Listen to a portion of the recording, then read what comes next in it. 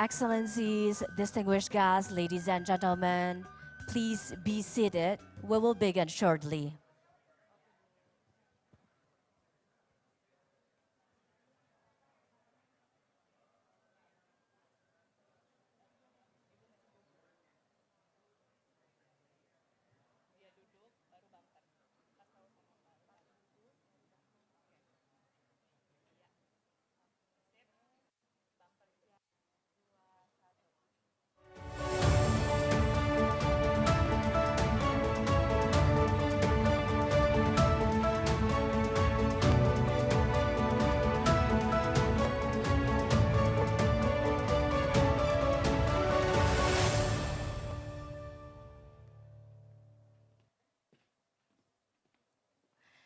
Assalamualaikum warahmatullahi wabarakatuh. Peace be upon us. Om Swastiastu, Shalom, Namo Buddhaya, Salam Kebajikan. First, let me welcome all the honorable guests and thank you for being with us on grand launching Indonesia Energy Transition Mechanism Country Platform. Good morning and welcome our guests of honor, Excellency Sri Mulyani Indrawati, Minister of Finance, Republic of Indonesia. Selamat pagi, Ibu. Excellency Janet Yellen, Secretary of the Treasury, United States of America. Excellency Ina Korongwana, Minister of Finance, South Africa.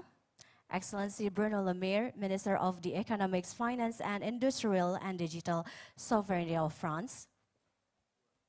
Excellency Jim Chalmers, Treasurer of Australia, President of the Asian Development Bank, Mr. Masatsugu Asakawa, President of the Islamic Development Bank, Dr. Muhammad Sulaiman Al-Jazer, President of the World Bank Group, Mr. David Malpass, represented by the World Bank Managing Director of Operations by Mr. Axel van Trotzenberg, heads of international organizations, distinguished guests, ladies and gentlemen from development partners, philanthropies, private sector, and civil society.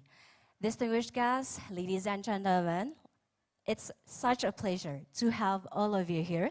Let me introduce you, myself. My name is Stephanie Raitama and I will be your host for today's agenda. Before we start our agenda, allow me to give a short brief overview about our event.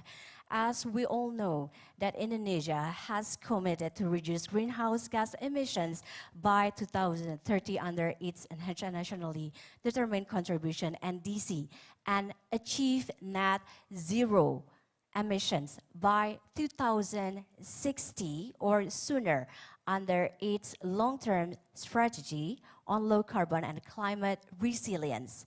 Indonesia has identified a just and affordable transition from coal to clean energy as a national priority and has included energy transition driven by a sustainable financing mechanism as a key priority for its presidency of the G20 in 2022.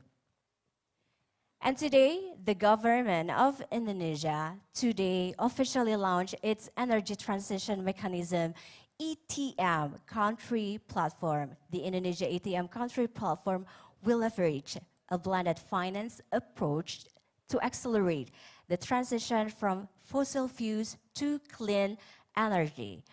Through this event today, we are becoming a witness of the commitment from partners for the Government of Indonesia to support ETM Country Platform.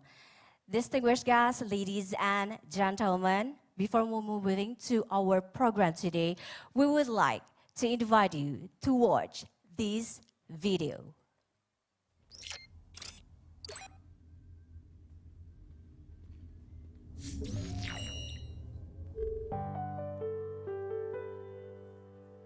Climate change has become a real threat for the livelihood of humanity, even on a global scale. According to the World Bank, as an archipelagic country, Indonesia is among 1/3 of the world's most affected countries by the climate change impact, which can cause sea level rise. high dependency of fossil fuel consumption for centuries has been harming nature indirectly. Along with the growth of the population, the rising demand for basic needs, as well as large-scale exploitation of natural resources to support lifelong development, creates a wide gap between growth and sustainability. Although our needs are fulfilled, we are currently hurting ourselves and manifesting environmental deterioration for our offspring. This is why currently, the world is focusing on an environmental-friendly development.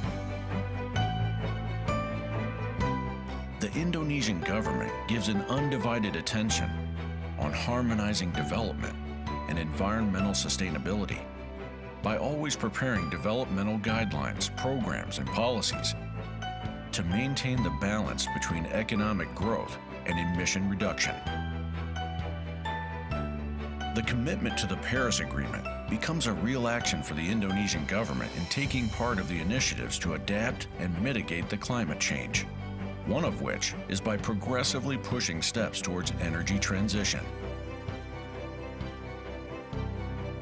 The government, through the Ministry of Finance, has launched the Energy Transition Country Platform as part of the initiatives to encourage a blended finance scheme to fund the climate change mitigation in the energy sector.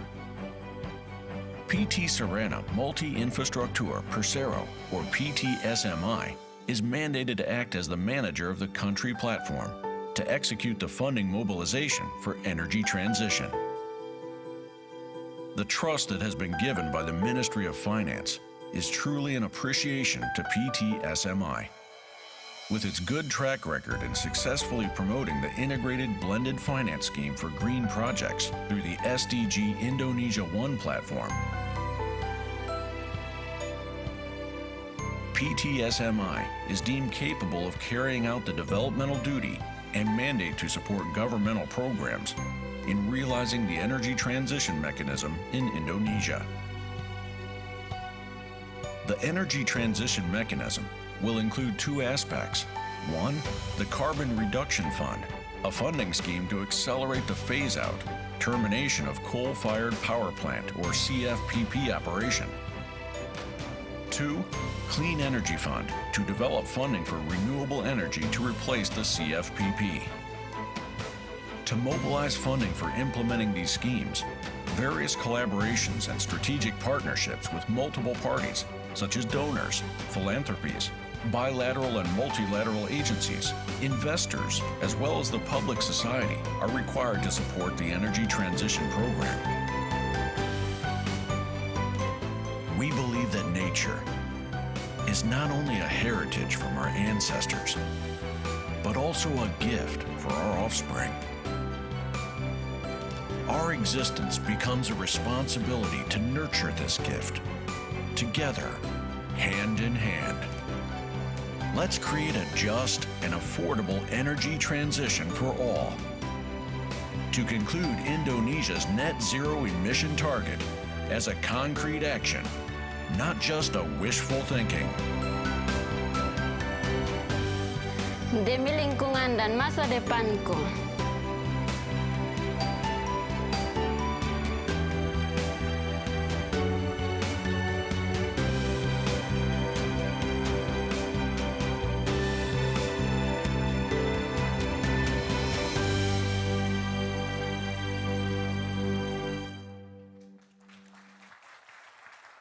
Thank you very much.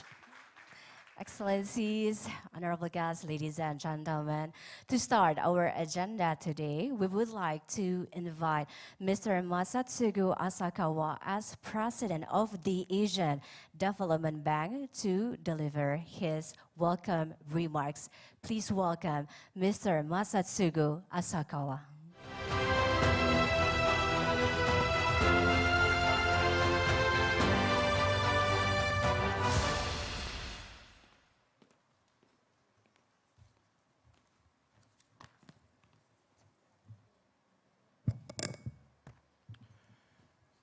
Your Excellencies, Minister Sri Mulyani, Minister Arifin, Secretary Janet Yellen, Minister Starman, and President Arjasel.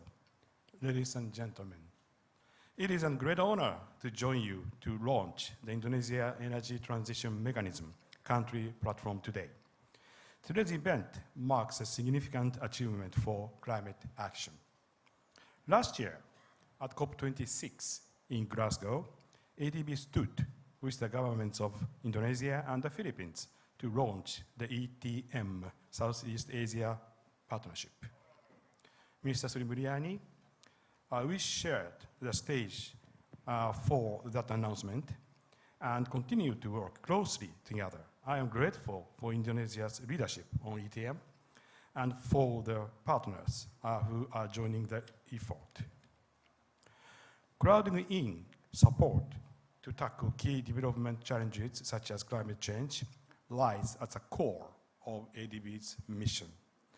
I thank President Al-Jassel and Marpas for their shared vision and messages commemorating today's event. Indonesia's progress on ETM also provides an example for other countries to forge a path to a net zero future. ADB is committed to supporting these efforts across Asia and the Pacific. Once scaled up, ETM has the potential, I hope, to serve as one of the largest carbon reduction models in the world. Let me offer a few reflections on the significance of initiatives like ETM to achieve real progress in the battle against climate change. Asia and the Pacific has seen remarkable economic growth in recent decades, but this has come at a cost. Our region now accounts for more than 50% of global greenhouse gas emissions. It is also one of the most vulnerable to the impacts of climate change. We have seen unprecedented heat waves in India, floods in Pakistan, typhoons in the Philippines, and droughts across Central and South Asia. Here in Indonesia, 80% of disasters caused by the natural hazards are related to climate change. 60% of the population lives on the coast, near it, or on small islands, where threats to habitats and food security continue to grow. My friends, this is why climate action is urgently needed. We need to tackle climate change with concrete solutions for decarbonizing the region, while ensuring strong, sustainable, and inclusive economic growth. Let me turn now to the game-changing vision of ETM. ETM addresses three crucial areas for climate action. First, it offers a concrete mechanism to retire coal-fired power plants early. The climate crisis cannot be solved without this, especially in our region where many coal plants are quite young. Second, ETM supports the installation of renewable energy sources, providing reliable energy to meet the region's needs and maintain growth. And third, ETM is committed to a just energy transition, protecting the poor and vulnerable, and providing access to green jobs, including for women and girls. I am pleased with our progress on ETM over the past year. We have established the ETM Partnership Trust Fund with support from Japan and Germany. We conducted technical and financial analysis with input from investors and other stakeholders. We collaborated with NGOs on a range of concerns, and we developed the Climate Investment Fund Accelerated Coal Transition, or CIF Act, investment plan for Indonesia. Today, ADB will sign a landmark memorandum of understanding aimed at accelerating the retirement of the Cirebon 1 power plant in West Java. This coal-fired power plant would become the very first to be retired under ETM. We join our trusted partners, PLN, Cirebon Electric Power, and the Indonesian Investment Authority in this endeavor. We also continue to discuss PLN's portfolio of coal-fired power plants. Before I close, let me reflect briefly on why partnerships like this are so important. Effective climate action depends on a diverse group of partners, countries, multilateral institutions like us, private sector, philanthropies, and civil society. The various agreements announced today demonstrate the tremendous potential for us to work together. I look forward to future initiatives that are inspired by our cooperation. Let me end by expressing my great optimism about the future of climate action.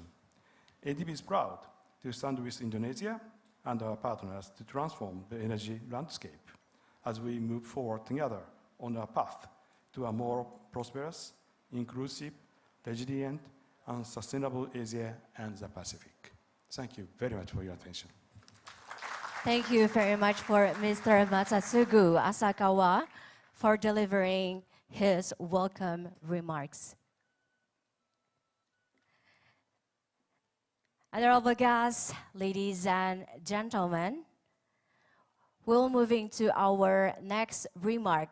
So we would like to invite Dr. Muhammad Sulaiman Al-Jasser as President of the Islamic Development Bank to deliver the remarks. Please welcome Dr. Muhammad Sulaiman Al-Jasser. Time is yours.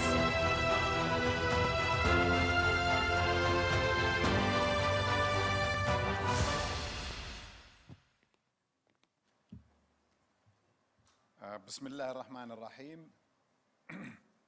Your Excellency, Dr. Sri Mulyani Indrawati, Minister of Finance of Indonesia, dear friends, colleagues, guests, partners, including, of course, Mr. Asakawa, thank you for your statement. Distinguished panelists, ladies and gentlemen, I would like to begin by commending the Indonesian government for its strong commitment to addressing the climate change. One manifestation of this commitment is the launching of the Energy Transition Mechanism, the ETM, country platform, designating PTSMI as its manager. This launch is very timely, particularly in the context of Indonesia's historic G20 presidency in 2022. This is surely an important momentum calling for all stakeholders and partners to deliver their climate financing commitments with real and implementable initiatives. While applauding the ETM initiative, we are also cognizant of the fact that it is taking place amid large-scale shocks hitting the global economy. Undeniably, these are all interlinked with humanity's defining challenge, the fight against the adverse repercussions of climate change. This involves supporting the SDGs agenda and the just transition to clean energy, as per the provisions set by the 2015 Paris Climate Agreement. Against this background, and in response to the food security challenges facing its member countries, the Islamic Development Bank has recently launched the Food Security Response Program. This US $10.5 billion package will support our member countries to address the immediate challenges of food insecurity. It also aims to enhance the long-term sustainability and resilience of their food systems.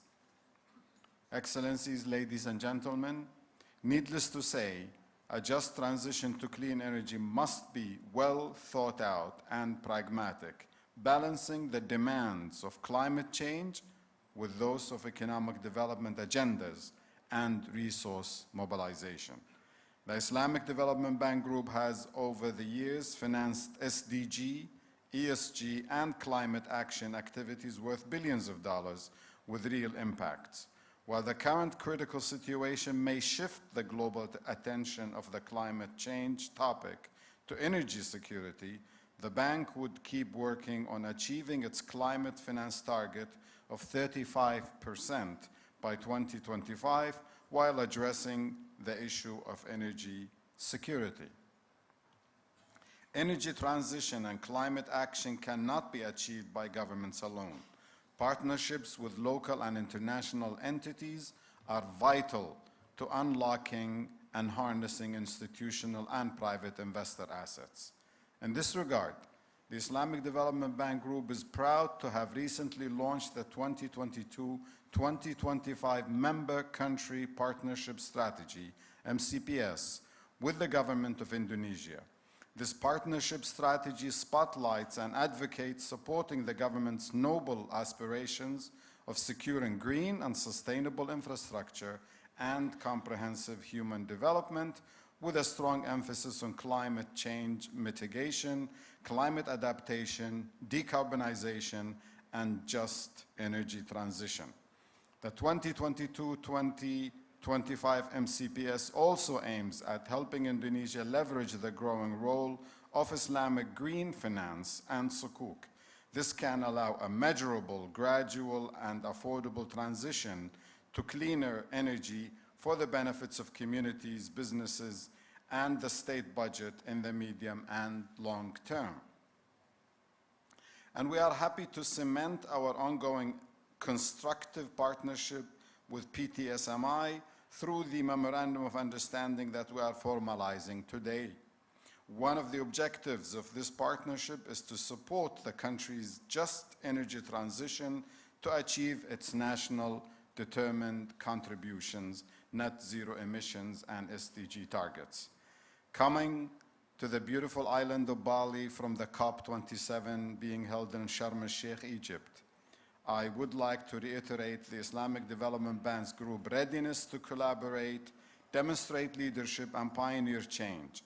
I believe that through our collective efforts, we can define the future of the energy system and map out the net zero business and governance pathways.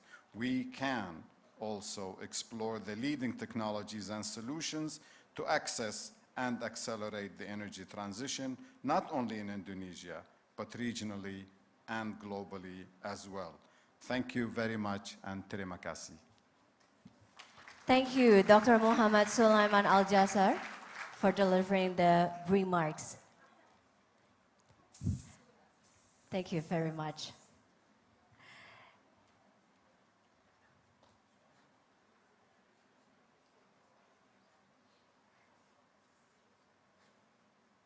Distinguished guests, ladies and gentlemen, moving right along, we will have our next opening remarks by Mr. David Malpass, President of the World Bank, that will be delivered by Mr. Axel van Frotzenberg as the World Bank Managing Director of Operations. Please welcome and give applause to Mr. Axel van Frotzenberg. Time is yours.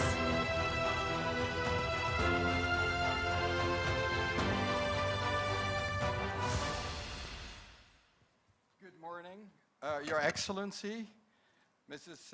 Srimulani Indrawati, Minister of Finance, Mr. Asakawa, President of the Asian Development Bank, ladies and gentlemen.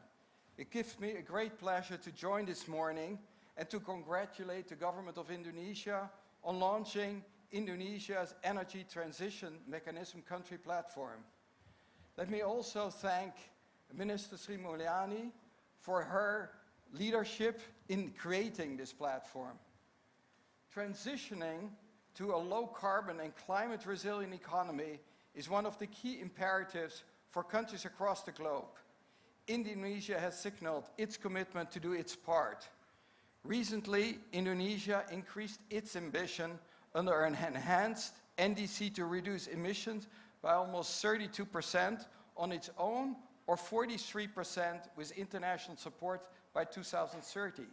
In its long-term strategy for low carbon and climate resilience 2050, the government set a framework for reaching net zero emissions by 2060 and is currently preparing a roadmap to reach that target. The implementation of this transition in Indonesia presents great opportunities in terms of renewable development and also challenges with trade-offs between climate action and near-term development priorities.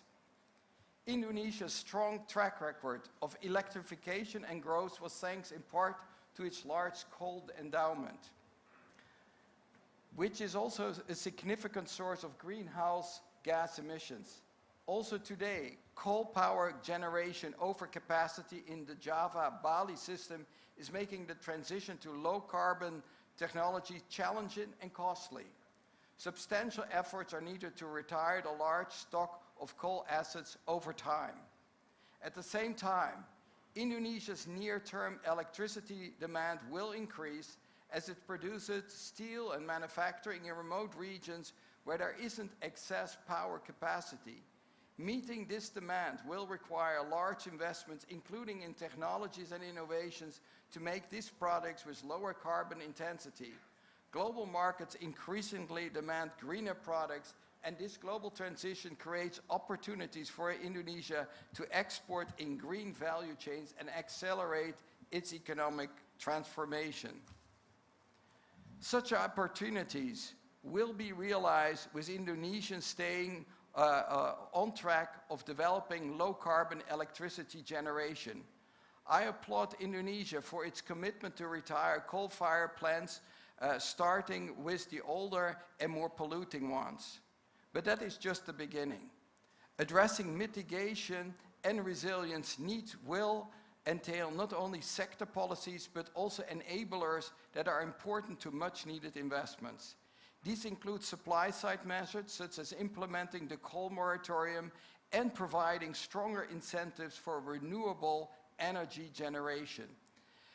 Also, demand-side measures will be important, such as investing in energy efficiency and removing price distortions that favor fossil fuels.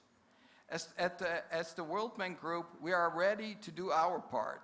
For the past decade, the World Bank has supported Indonesia to realize its large renewable energy potential.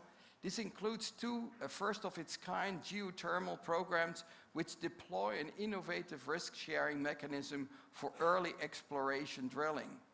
The World Bank is also financing Indonesia's first highly complex pump storage hydropower project, Upper Sisokan, which will support the integration of variable renewable energy and ultimately reduce over-reliance on coal. And we are preparing another pump storage project in Mantangeng. Finally, to reach universal electricity access in the outer islands, the World Bank is supporting electrification of Indonesia's eastern islands by replacing fossil fuels with solar and hybrid. These projects, along with our pipeline, will support Indonesia in achieving its climate goal and transition to a low-carbon future. Looking forward, the World Bank is ready to scale up financing to support a path towards a low-carbon development. The bank will continue to partner with Indonesia on needed policy reforms, deploying renewable energy, storage and grid enhancements, power sector financial viability, and mobilizing private investment. The time is to act now, and as this G20 meeting shows, Indonesia has some strong partners in this effort. We look forward to continuing our very strong collaboration. Thank you very much. Thank you very much, Mr. Axel van Fossenberg, the World Bank Managing Director of Operation, for delivering the remarks.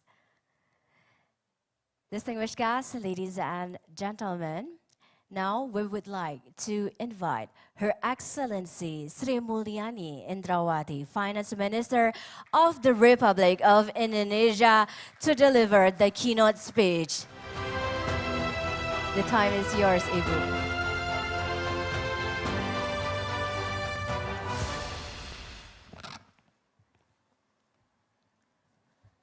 Thank you so much.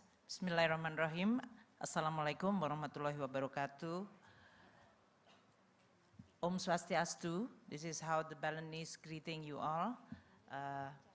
And very good morning to all of you. My dear friends here, President Asakawa, President Aljazer, Axel representing World Bank, and my colleague Minister Godongwana, Bruno Le Maire. Welcome to Bali. Bruno, finally you can make it. Your first G20 attendance. You missed because of your budget session. Secretary Yellen, thank you, and James from Australia, thank you so much for coming, and all colleagues. And also others, guests, ladies and gentlemen, it's really very happy for me to be able to welcome you here in Bali. I hope you have time to enjoy Bali, don't just work here, because it's important for Bali to recover together, recover stronger. First, I would like to convey also our appreciation to all speakers, participants, which is joining us today on our grand launching of the Indonesia Energy Transition Mechanism, or we call it ETM, country platform. Both of you who are attending in person and also virtually.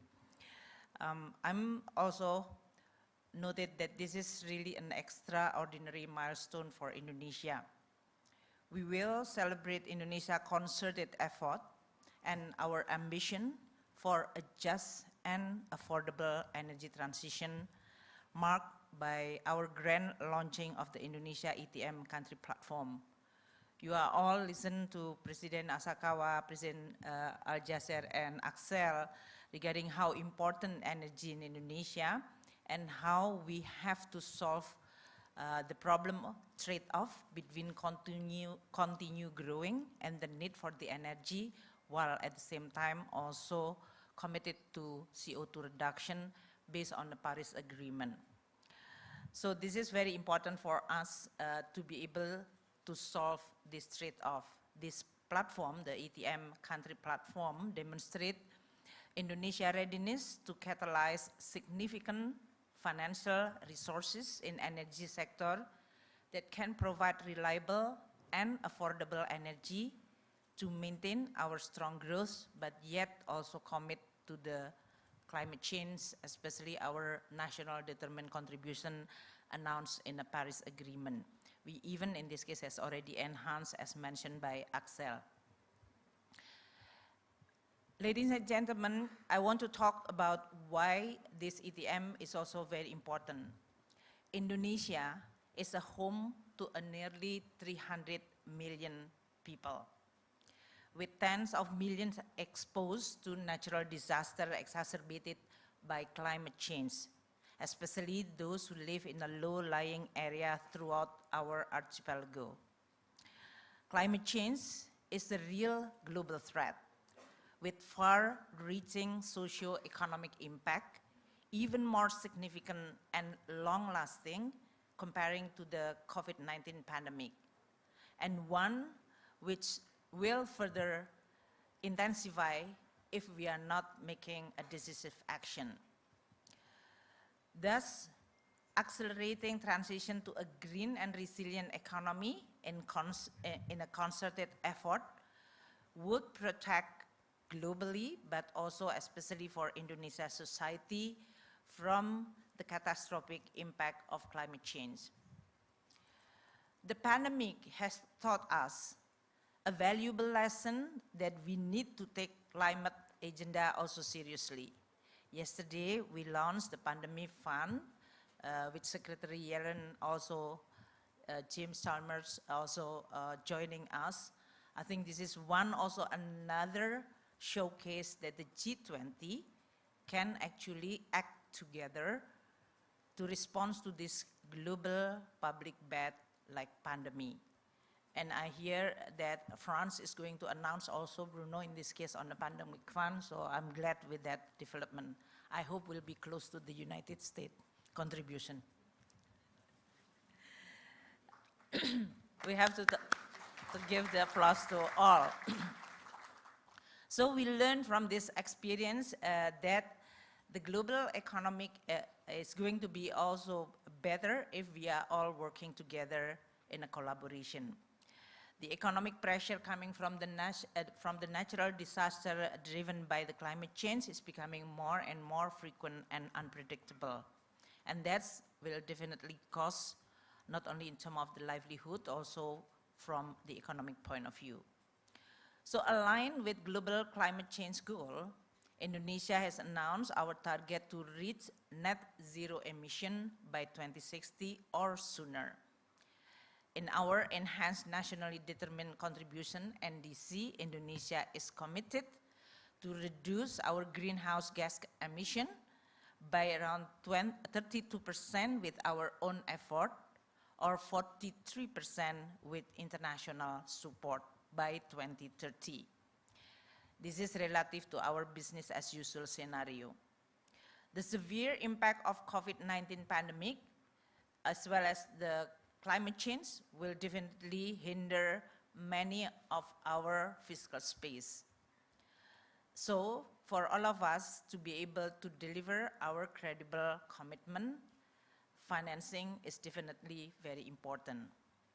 Recently, President of Indonesia just issuing presidential regulation on the acceleration of renewable energy development that can create a broad enabling framework for just and affordable energy transition.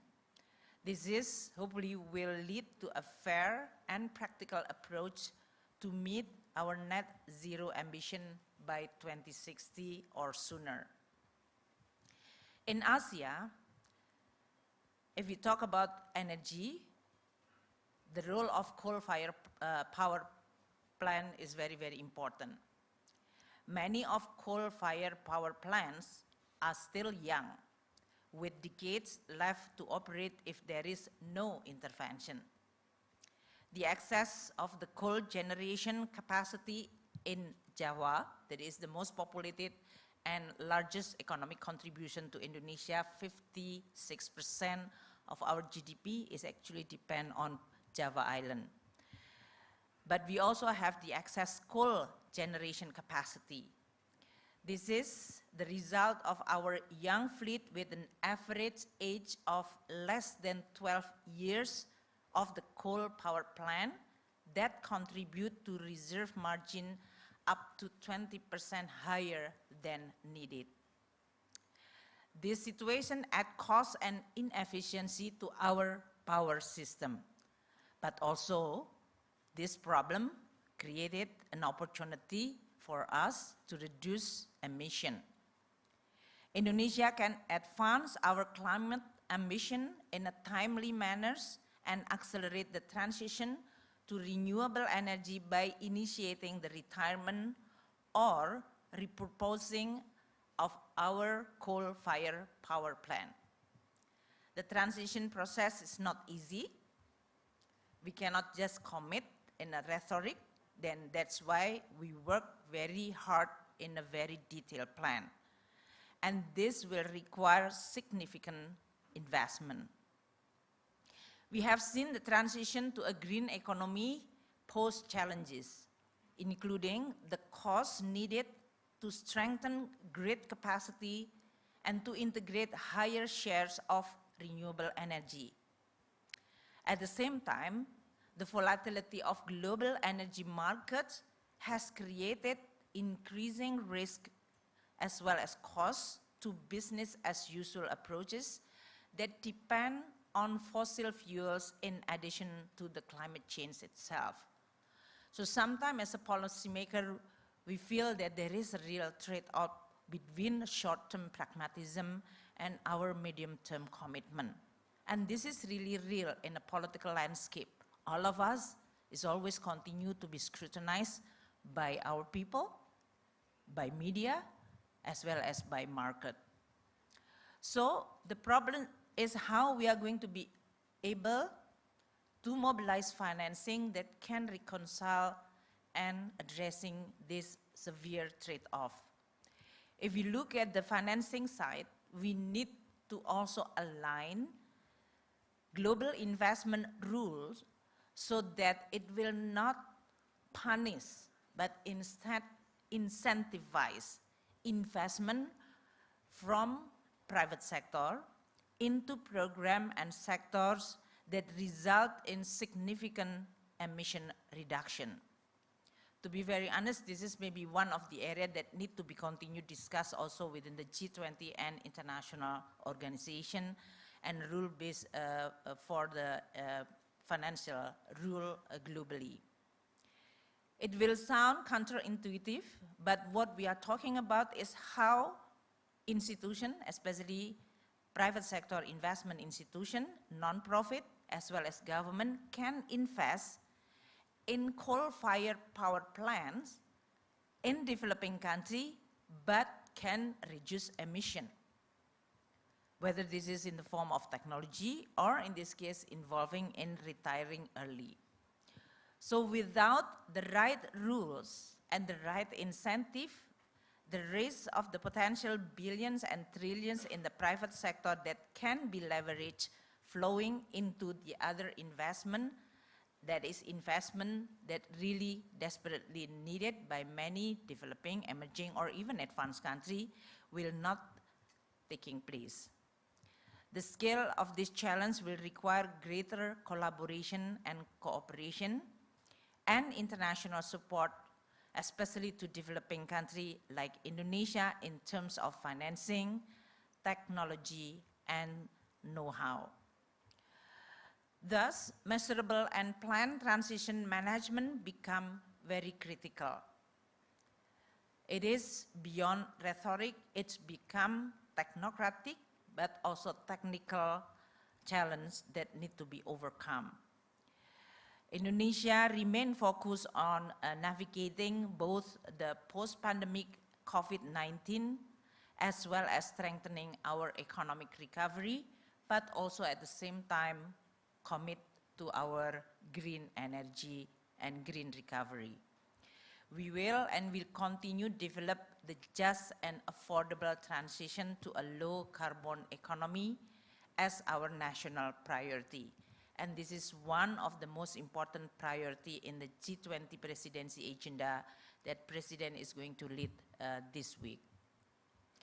The Government of Indonesia, together with Asian Development Bank, as President Masa mentioned earlier, has launched ETM initiative last year in a conference of party COP26 in Glasgow. Since then, we have taken steps toward making this ETM reality. Many technical assistance as well as interest coming from many parties, so I really want to express my appreciation to all of you who continue trust Indonesia, support Indonesia, and making this ETM to work effectively.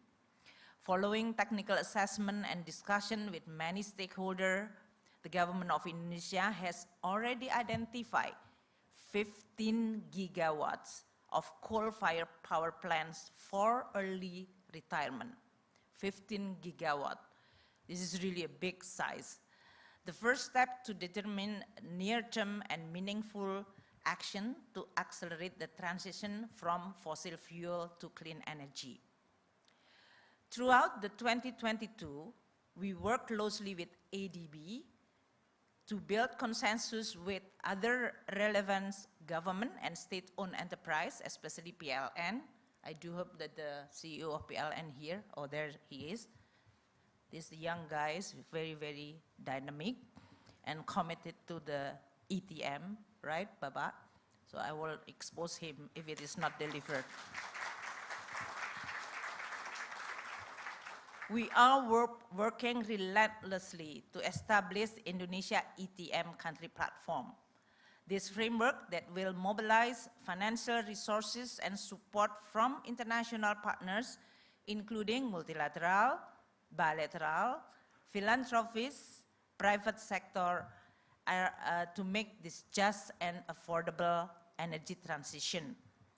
As the focal point for this energy transition mechanism country platform, we, in this case, appoint PT SMI, PT Sarana, multi-infrastructure. This is special mission vehicle created by Ministry of Finance in order for us to be able to speak the same language and have the technical competency to deal with many various stakeholders. This is to support our ambitious transition toward clean energy that also at the same time working in a very technical detail. PTSMI working closely with PTPLN, that is our electricity company, and Indonesia Investment Authority, working closely with multilateral institutions, and I'm glad Asakawa-san is continued to be our strongest supporter that now has been also created contagious effect to other MDBs like President Al-Jazair from Islamic Development Bank and the World Bank. In order for us to be able to develop how we are going to create the financial support as well as technical support so that the concept of just and affordable can be translated into a real transaction. Today, we will witnessing the signing of Memorandum of Understanding between PTSMI and 14 international partners. Oh, I have to introduce my CEO on the PTSMI, Pak Edwin. Can you, this is the manager of country platform. So there will be balance on, in this case, because I introduced PLN and PTSMI. If it is not, I'm going to have a problem with him then. So the 14 partners that we are going to have, this first, those who provide us with grant partners. This is including Bloomberg Philanthropies and Climate Works Foundation, Global Energy Transition Initiative, UK, United Kingdom Monetary, and Global Energy Alliance for People and Planet. We also have financing partner, ADB, World Bank, Islamic Development Bank, HSBC, Standard Chartered, and Japan Bank for International Cooperation. We also have a partner which is needed by us about knowledge and technical partners, United States Agency for International Development, USAID, Global Green Growth Institute, Climate Policy Initiative, United Nations Development Program, UNDP, Rocky Mountain Institute, and Climate Bonds Initiative. And we also work closely with our Indonesia Investment Authority. This is just really showing a blended effort, a blended finance, and a blended technical knowledge, which we really needed in order for us to translate our commitment into a real transaction.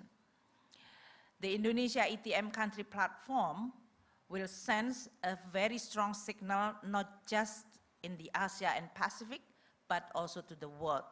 Indonesia is a global leader in the just and affordable transition from fossil fuel to clean energy. This discussion and the intensive commitment has already bearing fruit. It facilitated, the ETM has facilitated us to prepare the investment plan to the Climate Investment Fund Accelerating Coal Transition Window. This is one of the world's largest multilateral fund to climate action in developing country. Just a few weeks ago, we were allocated $500 million in highly concessional funds. This funding will mobilize more than $4 billion of financing to accelerate the retirement of up to 2 gigawatt from a short list of coal-fired power plant that will reduce an estimated 50 million tons of carbon dioxide emission by 2030 or 160 million tons by 2040. So this is really a significant achievement. Real money, real power plant that will be retired, real deliverable, and the real CO2 emission reduction. That's what I call it, a credible, just, and affordable energy transition. Very powerful, and thank you so much for all supporting this one. In addition to that, culminating point to establish Indonesia Just Energy Transition Partnership, or known as a JETP, several international partners, again led by the US Secretary Yellen is a big champion on that. Thank you so much, Secretary Yellen. Just like Pandemic Fund yesterday, She's also very strong champion in this climate change financing. The US as well as Japan will establishing this JETP that will enable the accelerated decarbonization of our energy system to achieve our net zero goal. This is going to be announced during the summit by President Jokowi. That is going to be significant with President Biden. So this is really another very, very strong, not only political commitment, but also financing commitment. So in closing, when we are talking with the finance minister, we have to talk real money, not just the headline money. Our energy transition mechanism country platform is going to serve as our national vehicle to crowd in major private and public institutions to mobilize significant funding for climate action. Indonesia will do our homework. Sometimes this homework is really difficult, challenging, and complex, but we will do it. And we do hope that this is going to also convince the credible platform for the international community. Climate change cannot be overcome by a meeting. A meeting is just a starting point. But climate change threat can only be overcome if we are really doing the real action. And today is one of the real action that I do hope is going to provide a confidence and trust within our own Indonesia, business community, people, industries, energy sector especially, and also international community. So I would like to use this opportunity to again expressing my gratitude as well as appreciation to all of you who already allocate your time and your energy as well as resources to support Indonesia. We are making history. If Indonesia can do it, I'm sure many other developing, emerging, or even advanced countries can do it. Thank you so much for helping Indonesia and helping future generation. Thank you so much. Thank you, Her Excellency Sri Mulyani Indrawati. Ibu Sri Mulyani, please remain on the stage, Ibu. Join on the stage. We would like to invite President ADB, ISDB, and Managing Director of the World Bank to join on stage with Her Excellency Sri Mulyani Indrawati, because we will start to launch the Indonesia ETM country platform. Please join on stage with Her Excellency Sri Mulyani Indrawati, President ADB, ISDB, and also Managing Director of the World Bank. Kindly stand behind the pedestal button.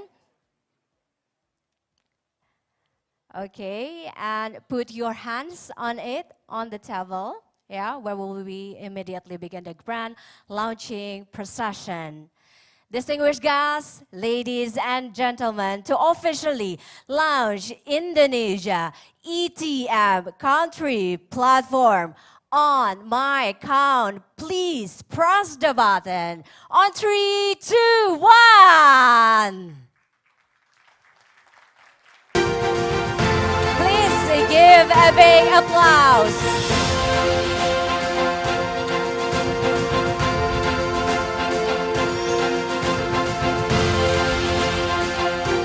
Please join to the center of the stage, Ibu, Her Excellency, and for taking photo session together.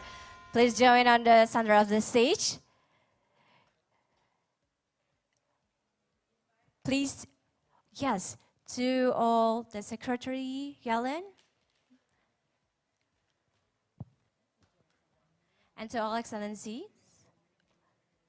all the Minister to join on stage with Her Excellency Ibu Sri Mulyani Indrawati, President ADB, ISDB, and also with the Manager Director of World Bank.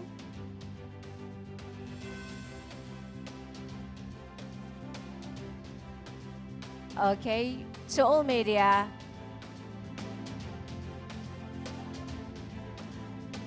Okay, for PT PLN and also PT SME to join with our honorable guests.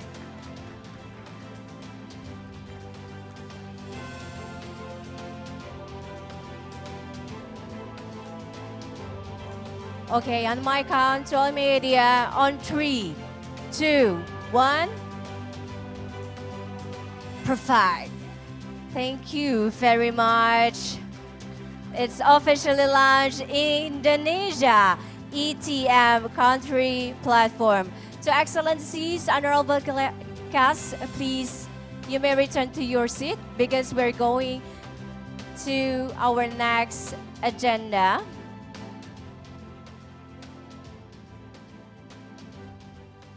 Once again, thank you very much for support.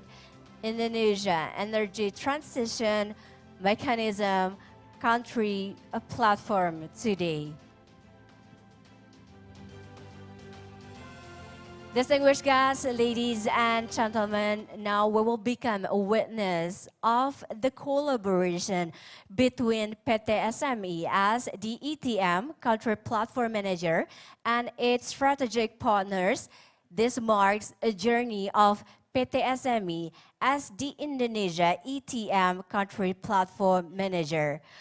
We will be coming to witness the signing ceremony between PT SME and Indonesia ETM Country Platform partners, and also signing of landmark MOU for early retirement plan of first coal power plant. I would like to invite to come forward to the signing table for Mr. Edwin Shahruzad, President Director PT Sarana Multi Infrastruktur Persero, to join on stage. And also representatives from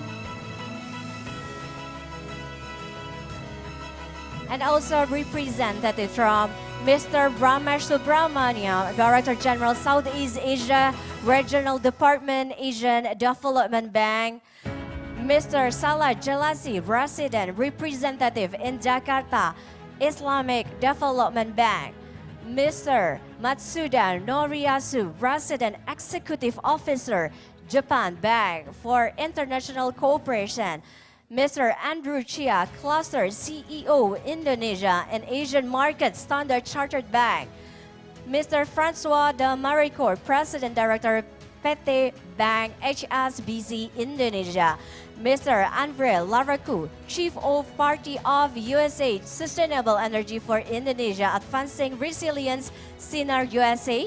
Mr. Julio Retana, Team Leader UK, FCDO, Mentari Program.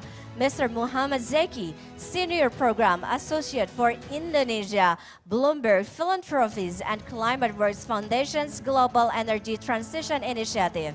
Ms. Claire Bolan Rose, Head Southeast Asia Global Energy Alliance for People and Planet. Mr. Marcel Silvius, Country Representative in Indonesia Global Green Growth Institute. Mr. Norimasa Shimomura, Resident Representative in Indonesia United Nations Development Program. Ms. Hanley, Regional Director Southeast Asia Rocky Mountain Institute, and also Ms. Tiza Mafira, Director Climate Policy Initiative. Please join on stage. To all signers, please stand by on your position.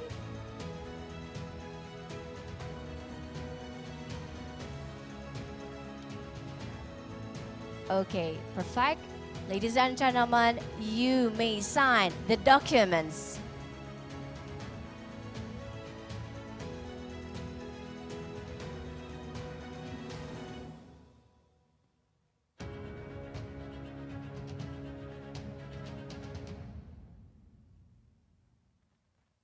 Okay, this is the signing ceremony for Indonesia ETM Country Platform 2. Ladies and gentlemen, who has finished signing the documents, you may show the documents for the photo session. Please show the documents for the photo session. Okay, to all media, on my count, 3, 2, 1. Please give big applause. This is the signing ceremony in Indonesia ETM Country Platform. Thank you once again, ladies and gentlemen. Please, you may return to your seat. Thank you very much. Very well done. Thank you for your participations. And now we're moving to next agenda for signing ceremony, landmark MOU for early retirement plan of first coal power plant. Distinguished guests, ladies and gentlemen, next landmark MOU for early retirement plan of first coal power plant under the auspices of Indonesia ETM country platform. We would like to invite, join on stage, Mr. Christopher Thiem, Deputy Director General Private Sector Operation Department, Asian Development Bank, Mr. Rida Wirakusuma, CEO of Indonesia Investment Authority, Mr. Darmawan Prasojo, President Director PT PLN Persero, and also Mr. Hishahiro Takeuchi, President Director PT Cirebon Electric Power. Please join on stage, gentlemen. And please stand by on your position. Okay, you may sign the documents.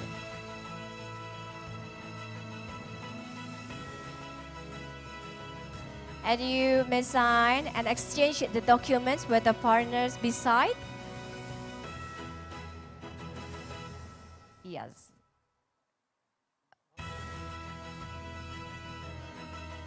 If you have finished signing the documents, for 2 persons on the left side and 2 persons on the right side, you may exchange your positions.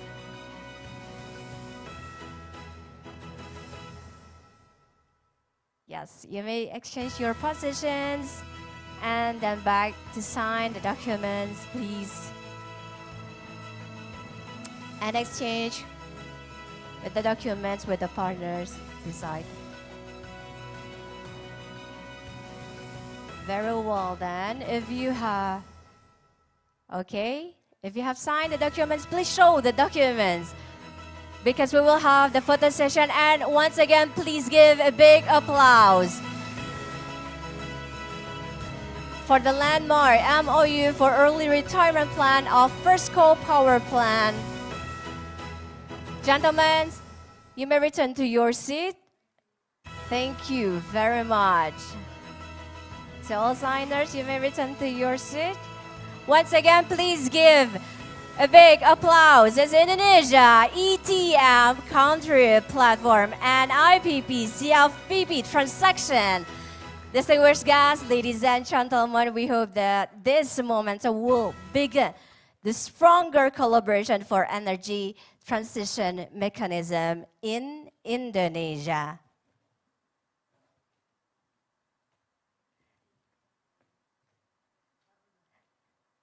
We will moving forward to our next agenda because besides the signing ceremony, we will have panel discussion, high-level discussion, followed by panel discussion with some speakers today.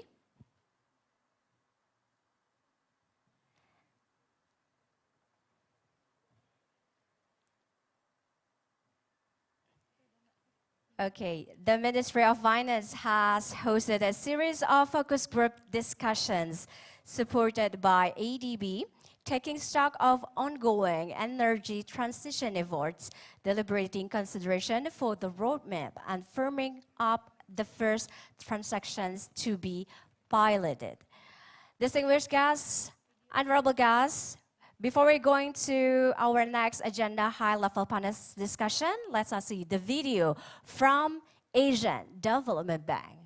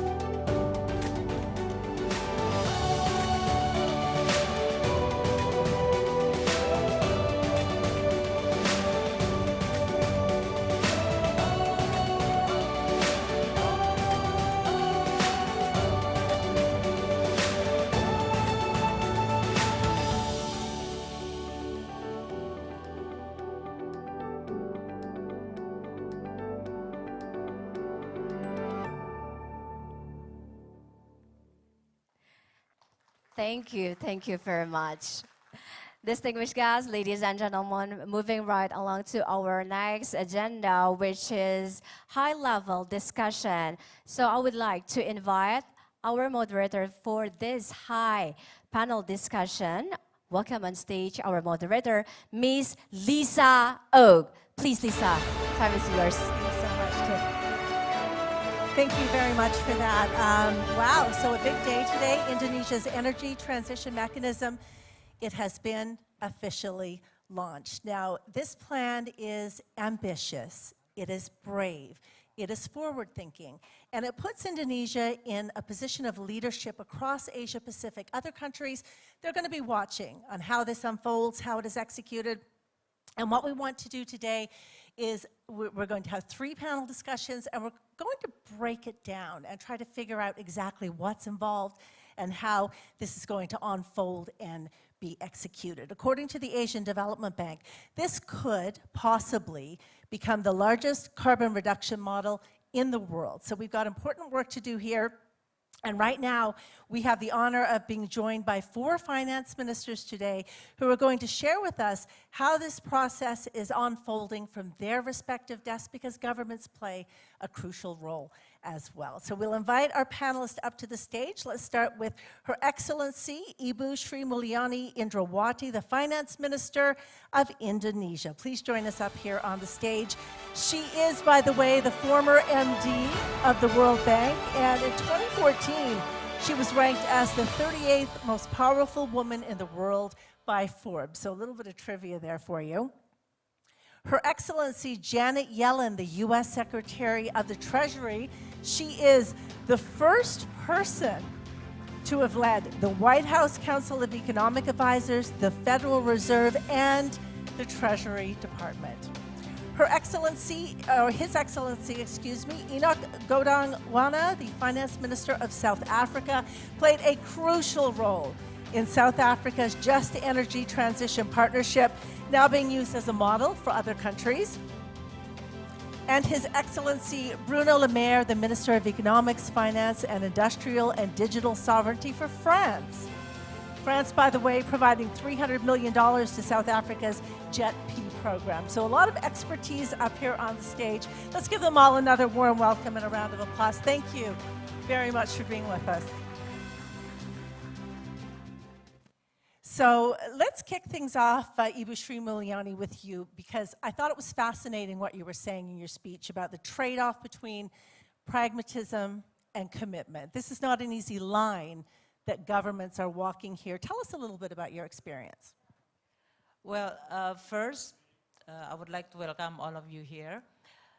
Commitment to the climate change, how we are going to avert this potential threat to the global people as well as to the global economy, really need not only just rhetoric, but also translate it into action.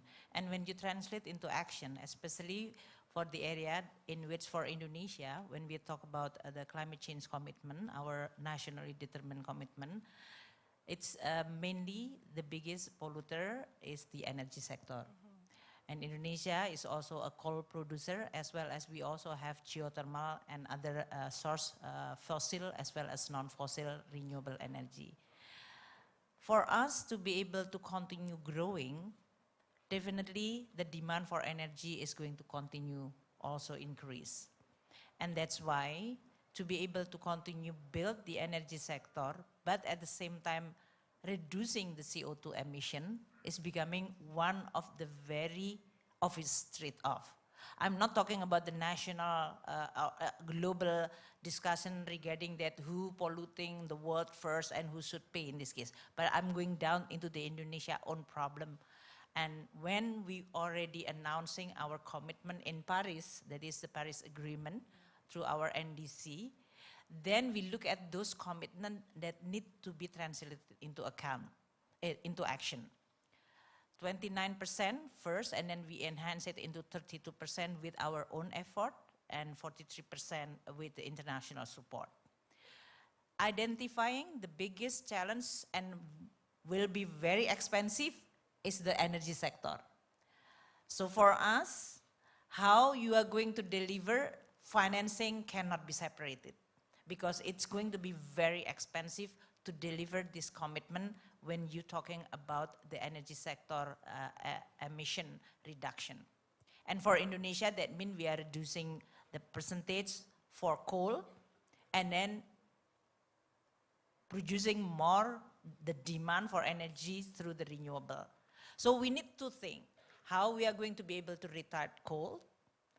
That means, as I said earlier in my speech, that many of these coal power plants, some of them are very old, but others is actually relatively young, or even in Indonesia, still in a pipeline actually, because it's already approved. And on the other hand, you are going to also have another problem of investing in a renewable energy. Now for Indonesia, we have to look at it in a package this. What I'm saying as a trade-off is that if you have only limited resource of money, are you going to do the retirement of the coal? And that's, as I said also, international rule on the financial sector is not really supporting, because if you invest in retiring coal, it is seen by investing in coal. And that's being seen not green. So that need to be addressed at the global level. But for us also, our resources also very limited. Public fund, definitely. After pandemic, we address the issue. We need to have another infrastructure which is needed for poverty reduction, for, in this case, creating prosperity for people of Indonesia. So we have to be really very focused on how we are going to be able to use this public fund in a catalytic way. And that's why this country platform is very needed.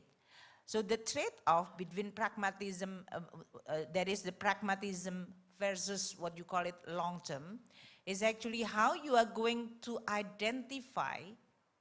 So it is not like the rhetoric, because Indonesia, when we talk of Indonesia, we know exactly how many power plant is based on coal, who belong to, who own this power plant, and how much they already invested. And that's exactly what we are doing. So we complementing what you call it, the commitment at the national level, at the very micro project level. And that's become a platform to test case, whether the appetite to retire coal is not only government-owned commitment, but also financial sector, which is actually going down. Really a lot of very difficult technical discussion. Sometimes bridging and creating confidence and trust first is very challenging, because this is a very complex party. There is a PLN, that is state-owned company, which is a monopoly in Indonesia. There is an IPP, independent power plant, which is owned by the private. There is a power plant called belong to PLN own balance sheet. And how am you going to use our fiscal tools on a subsidy, incentive, or investment in order for us to be able to convince other crowd in private sector. I also, in this case, have a lot of support from philanthropists who actually provide us with a technical assistance. But the more that we are getting this momentum from the international community and trusting Indonesia, overcoming the technical difficulties as well as the financial, then we are going to be able to overcome this trade-off between pragmatism and our medium long-term commitment. Wonderful, thank you so much for that. And blended finance plays such an important role in this process. Secretary Yellen, I'd love for you to join in and talk to us about this. And how do you attract investors to emerging market infrastructure? What has your experience been? Well, thanks so much for that question. And it's a pleasure to be here today. Congratulations to Sri Mulyani and to Indonesia for this important achievement. Well, impressive technological advances in recent years have made renewable energy technology increasingly affordable. But the historically challenging investment environment that we're facing, and that's particularly true in emerging markets, has made it difficult to attract private investment, even to proven renewable technologies. So I think what's necessary is public support alongside an improved enabling environment to reach the levels of investment we hope for in both mitigation and adaptation. To make the most of limited public funds, we need to lean into innovative financing mechanisms. And we need to increase the deployment of proven mechanisms, things like guarantees and insurance products that attract private investment at scale. The US Treasury is exploring how our government can use blended finance to support the innovative use of guarantees, subordinated lending, political risk insurance, and project platforms, to name a few examples. We're also interested in expanding securitization and green bonds as tools to attract institutional investors. And we want to applaud the work of the ADB. They've helped to create innovative products in climate finance. Last year, at last year's COP, I attended the announcement of the ADB's energy transition mechanism, and it's truly gratifying to see the progress since then to build out concrete approaches to creating blended finance solutions that make decommissioning of coal plants a viable investment for private investors alongside necessary renewable energy deployment. And we're looking forward to the pilot's work to validate this model. The ADB's efforts are already inspiring others to pursue similar approaches, and I'm very pleased to hear of Indonesia's work to launch its own vehicles to finance coal decommissioning. Wonderful, thank you so much. Minister Godongwana, let's get you to jump in here now and tell us a little bit about your experience with the JET-P program. Congratulations on the successful launch and approval of that. What advice would you have, after having gone through the process, what advice would you have for Indonesia? Okay, thank you for that. Maybe I should start by saying what is the state of play in the South African energy space. We are sitting at about over 90% of our generation being fossil fuels, coal. So the challenge for us is that transition. We've also set, like anybody else, our target for net zero, which is 2050.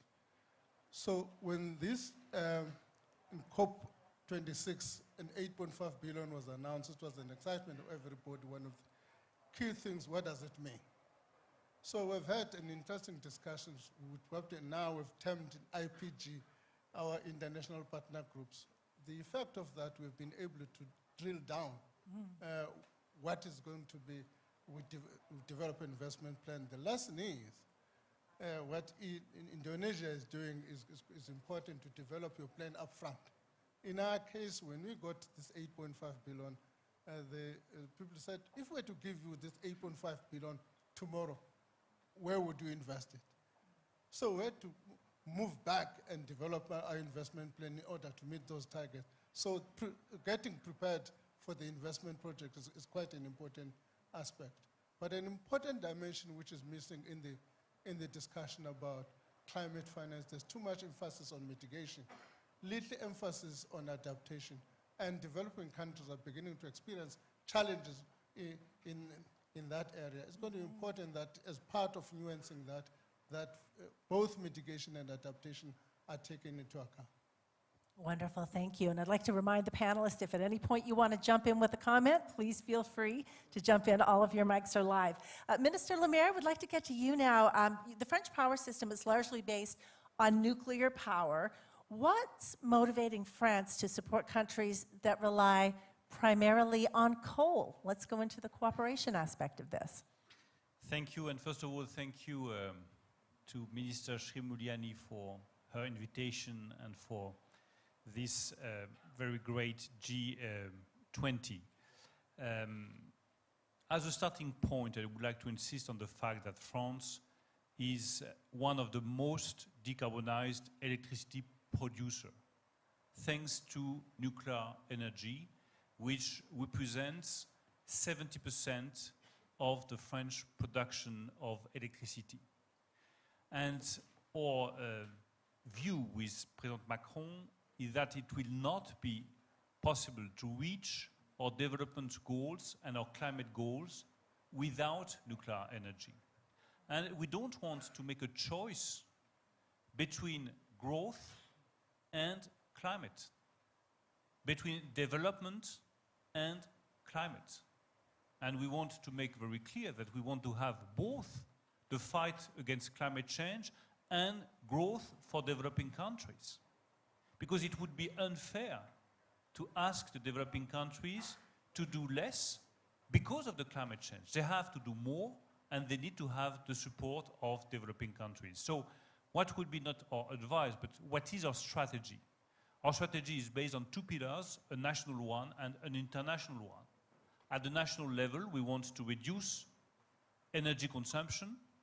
We want to accelerate the deployment of renewable energies, and we want to build new nuclear plants. We have already decided to build 6 new nuclear plants, and we are in the process of thinking of 8 more nuclear plants. At the international level, we want to help developing countries to reach their climate goal. It is a matter of equity, it is a matter of efficiency. And I want really to commend Shri Mulyani for the Just Energy Transition Program. She is very much involved in that program. You know that France is committed for $1 billion for South Africa in the framework of this program.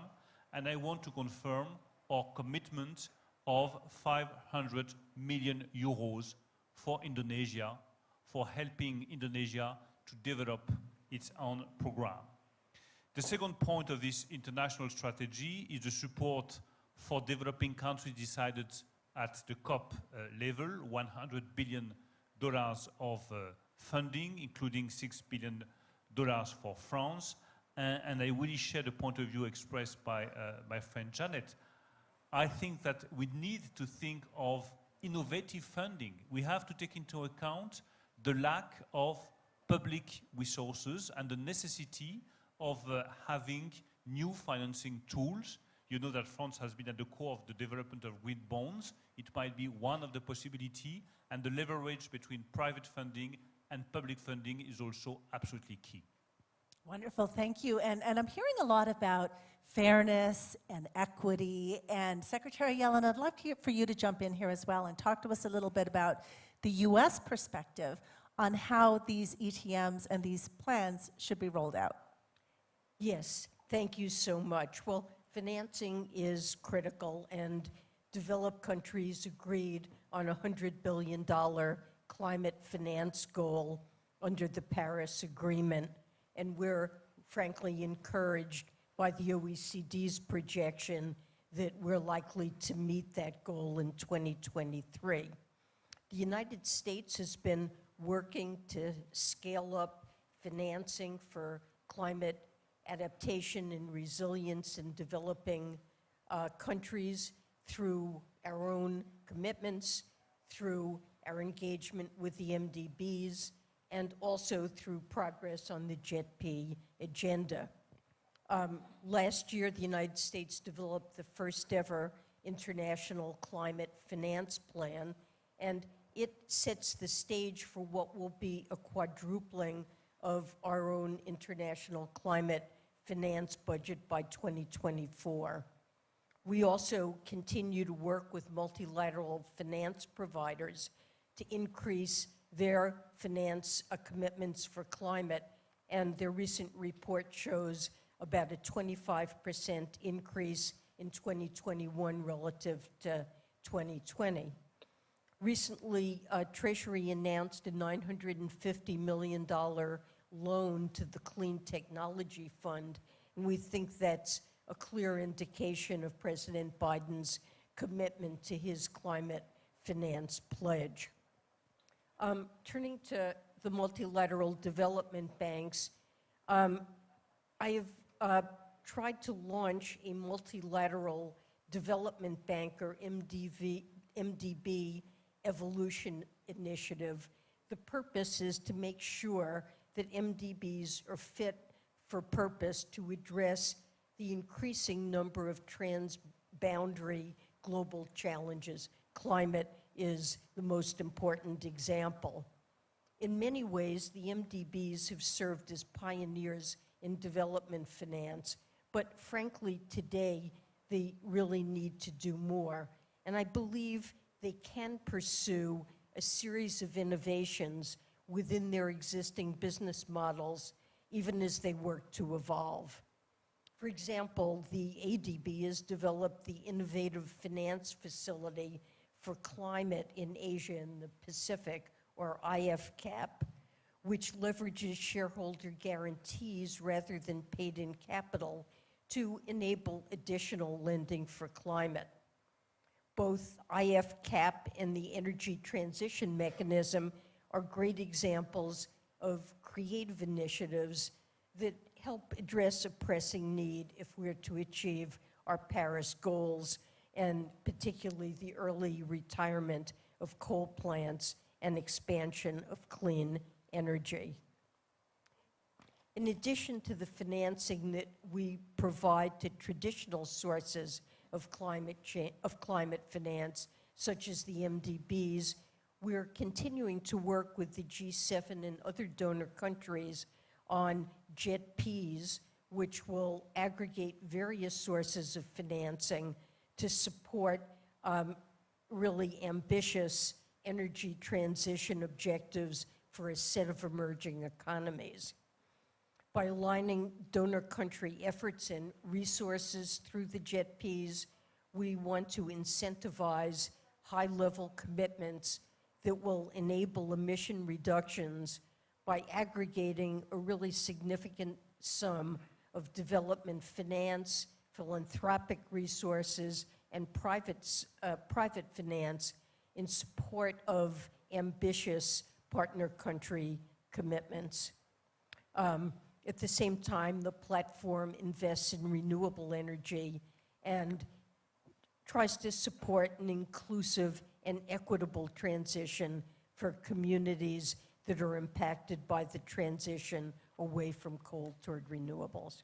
Secretary Yellen, I know you have to leave in about 5 minutes, very tight on time today, so I'm going to give you an opportunity to give us your final thoughts, your final piece of wisdom before you leave here today on what well-crafted government policies are going to look like going forward. Well, thanks so much. I really feel that climate change is a global challenge that requires a global solution. It requires active participation by the public sector, the private sector, philanthropy, other stakeholders, and what we're working together toward is to develop very practical and innovative approaches to support developing countries and emerging markets. The JETPs, targeted financing tools, work by the multilateral development banks to help mobilize private capital. And I feel really optimistic that building on these accomplishments, we'll be able to accomplish a great deal in the coming years. Thank you. Wonderful advice. Big round of applause, please, for Secretary Yellen. Now, I do understand that you have to leave, so we'll wait for your team to give us a signal, and until then, we'll keep you up here. But for the time being, let's get over to Minister Godongwana, and let's get your perspective on how this can be done fairly. We've heard a lot about fairness and equity and developed countries versus developing. What are your views on how this process should unfold? Let me start by a practical example. I said we've got 90% for fuel, which is coal. The unfortunate thing is that all those coal plants and coal mines are in one region. So when you decommission all of those plants, it's got serious dislocation implications for that region. What that means, you've got to think through what is another alternative development model for the area. Now, what that means, more resources is going to put in order to study what that kind of development. That's why then it takes us to the debate about the composition of the funding between grant and concessional loan. Because some of these things have got to be done in a grant form. For instance, you have got to look at what are another alternative model for the area. That funding will have to be probably grant. So the composition of the funding is going to be an interesting dimension in order to deal with what is called the just component of the transition.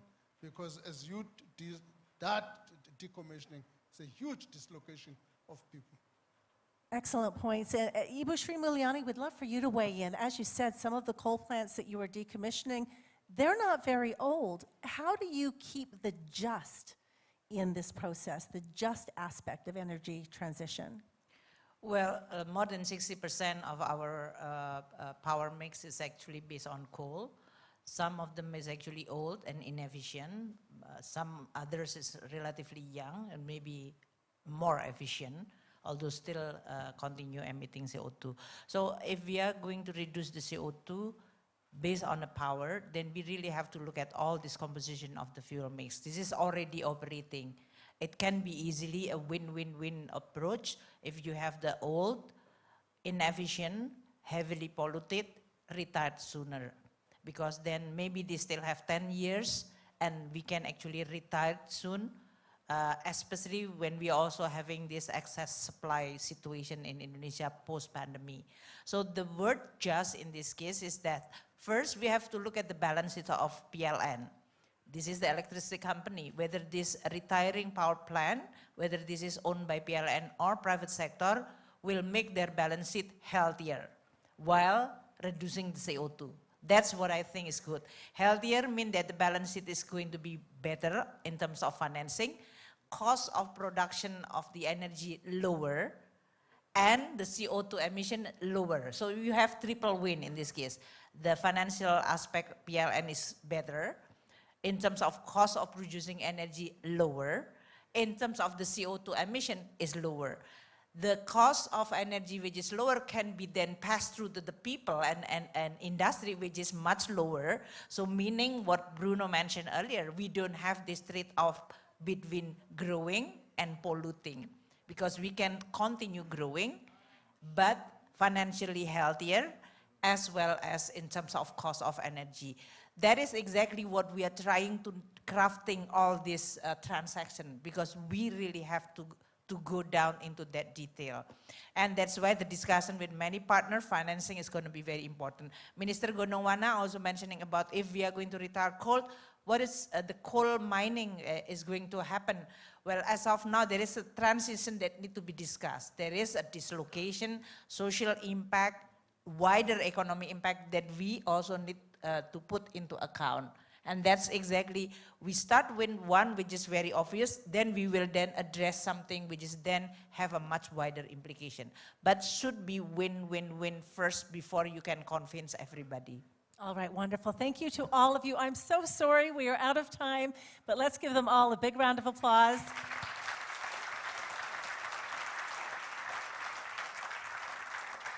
I wish we could keep you here for the next 2 hours and just tap into your insights, but unfortunately, we have to wrap it up. Thanks a million. Tiffany, back to you. Okay, thank you to Excellencies and our moderator. To Excellencies, you may join.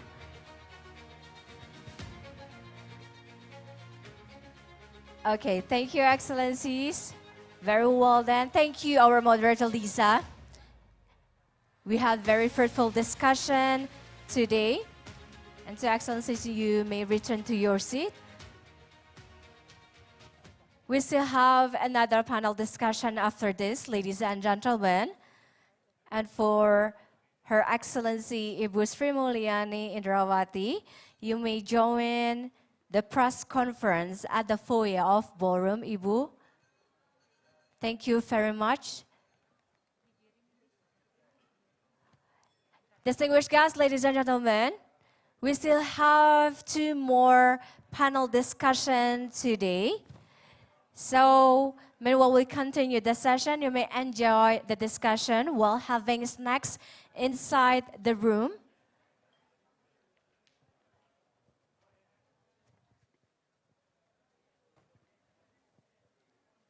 Once again, to Excellencies, our honorable guests, thank you for attending our event today for the grand launching Indonesia Energy Transition Mechanism Country Platform. So we still have another two more panel discussion focusing about financing partnership for just and an affordable energy transition, also for the roundtable session, transaction leading the shift from coal to clean energy. Okay, so moving right along to our next panel discussion about financing partnership for just and affordable energy transition. Still will be moderated by Ms. Lisa Oak. Please, Lisa, time is yours. We have everyone taking an impromptu coffee break right now as the ministers leave the ballroom. But let's move along with our panel discussion. Our next discussion is about financing partnerships in this whole process, as Tiffany just mentioned. And the ETM is going to involve two stages of finance. Just to break it down, stage one will be used to close or transfer the function of coal-fired plants, some of them fairly new, as we just heard. And stage two is going to focus on green investments that will upgrade the country's electricity grid with more clean energy. How are we going to do this? Well, it's where a range of investors come in, and they're going to provide blended finance, multilateral banks, private institutional investors, sovereign wealth funds. There's a whole host. And we're going to be joined by several of them up here on stage right now for an intimate conversation about how to move forward on the financing aspect of this. So please welcome to the stage Ms. Mafalda Duarte. Mafalda is the CEO of the Climate Investment Fund. Let's give her a big round of applause. The fund, by the way, is worth $8.3 billion and is focused on accelerating global action on climate change. So important work. Please take a seat. Mr. Simon Harford is the CEO of the Global Alliance for People and the Planet. He's going to be joining us virtually today. The alliance was established by the Rockefeller Foundation at COP26 last year, and the goal is to change energy for good and alter the trajectory of the climate crisis. Let's give Mr. Simon a big round of applause. There he is up on the screen, larger than life. Bill Winters is the CEO of Standard Chartered. SCB chairs the Glasgow Financial Alliance for Net Zero, the world's largest coalition of financial institutions committed to the global Race to Zero campaign. Do we have Bill here? Looking for Bill Winters. I'm sure we'll get him in here he's on his way, we hear. So he's on his way here. We'll get him up here as soon as we can. Dr. Rita Wirakusuma is, Pak Rita is the CEO of the Indonesia Investment Authority, INA, Indonesia's sovereign wealth fund, and without question, one of the most experienced banking executives in Indonesia. He's worked as the CEO of several banks here in this country, served as the Asia-Pacific CEO of several international brands as well. And Pak Edwin Shadruzad, Pak Edwin is the President Director of PT SMI, and he's going to be joining us a little later, I believe, because he's outside saying goodbye to some of the finance ministers. SMI, by the way, is a special mission vehicle which is going to offer flexible financing infrastructure products. So a lot of expertise up here on the stage already. We've got a couple who are going to be joining us in just a couple of minutes. So thanks for taking the time to speak with us today. First of all, let's get the view from your desk as the CEO of the Climate Investment Fund. You're going to invest $500 million in Indonesia, I understand. You've also invested in South Africa. What are you seeing in these two countries that justifies such a large investment? What are you looking for? Thank you very much. It's a pleasure to be here, to be back in Indonesia after many years. I've lived a couple of wonderful years in this country. And let me also congratulate Indonesia for the launching of the Indonesia Energy Transition Mechanism Country Platform, which we actually look very much forward to contributing to as well. Even this morning you were moderating the previous panel, and there was a lot of discussions around blended finance and concessional finance. We have been investing and deploying actually concessional finance for quite a number of years, for almost 15 years. We have a very large portfolio more than 400 investments in 72 developing countries, and we've actually seen the importance of concessional finance. Concessional finance, and then I'll come to the jet piece and why concessional finance is so important for the coal transition as well, and why we actually also launched a dedicated accelerating coal transition program last year at COP26. Concessional finance is really important because it has the power to actually make investments that are aligned with climate goals cost competitive with business as usual. So it provides the incentives to actually make these alternative investments attractive vis-a-vis what would be a business as usual trajectory. The second point is that it can actually tackle risks that the private sector is not really well placed to tackle. Indonesia here, we have a portfolio of investments in the geothermal sector, and that is precisely what this finance is doing, is taking on risks that neither the public sector, nor the private sector, nor the multilateral development banks are well placed to take. Moreover, it also performs an incentive actually, and we have seen it in our investments over the years. It performs as an incentive for accelerated policy and regulatory reforms, which in the case of the coal transition are also very necessary. So I'm not speaking about theory. I like the interventions of Minister Sri Mulyani because she's very practical and concrete. We're not talking about theory here. We're talking about actual investments that have been happening over 15 years in emerging markets and developing countries, investment decisions that were made to have investments aligned with climate goals. And by the way, I mean, I want to remind you, when we talk about 15 years, this was 2008, 2009. The world was faced with a financial crisis as well. And these investment decisions were made based on these incentives and this support that was made available to countries like Indonesia and others. So why is this important for coal transition, for energy transition? Precisely because some of the elements we heard this morning, here in Indonesia, for example, the average life of the coal fleet is around 12 years or below. There's a lot of economic life in these assets still. And in fact, there are also studies showing that as opposed to developed countries, in developing countries, coal phase out still at this point represents net costs, Right. not net savings. So it is really important that we have this concessional capital available to drive, to accelerate this transition. And then there's the elements of just transition, as the Minister of South Africa was alluding to, which will also require public support, just to mention a couple of examples. Wonderful. So you're filling an important gap that exists in the market, and it's been happening for quite some time now. Simon, would like for you to jump in here as well. That your organization supports emerging markets like Indonesia, South Africa, Vietnam, other governments who are trying to make a transition on energy. What have you learned so far? What trends have you identified? Thank you so much, and good morning. I assume you can hear me okay, and I'm very sorry that I can't be there with you in person. But it's good to see my colleagues Rita and Mafalda on the stage, with whom we're working closely with all of this. I also want to commend Indonesia for their commitment and leadership to this transition. It is complicated, and Minister Sri Mulyani particularly has shown enormous leadership about the action that is required to move beyond the theory and the words. And we are delighted to be supporting Indonesia as the Global Energy Alliance. In terms of our learnings from the JETP process, as you said, we've been working for a long time with many countries, including Indonesia and South Africa, on their energy transition.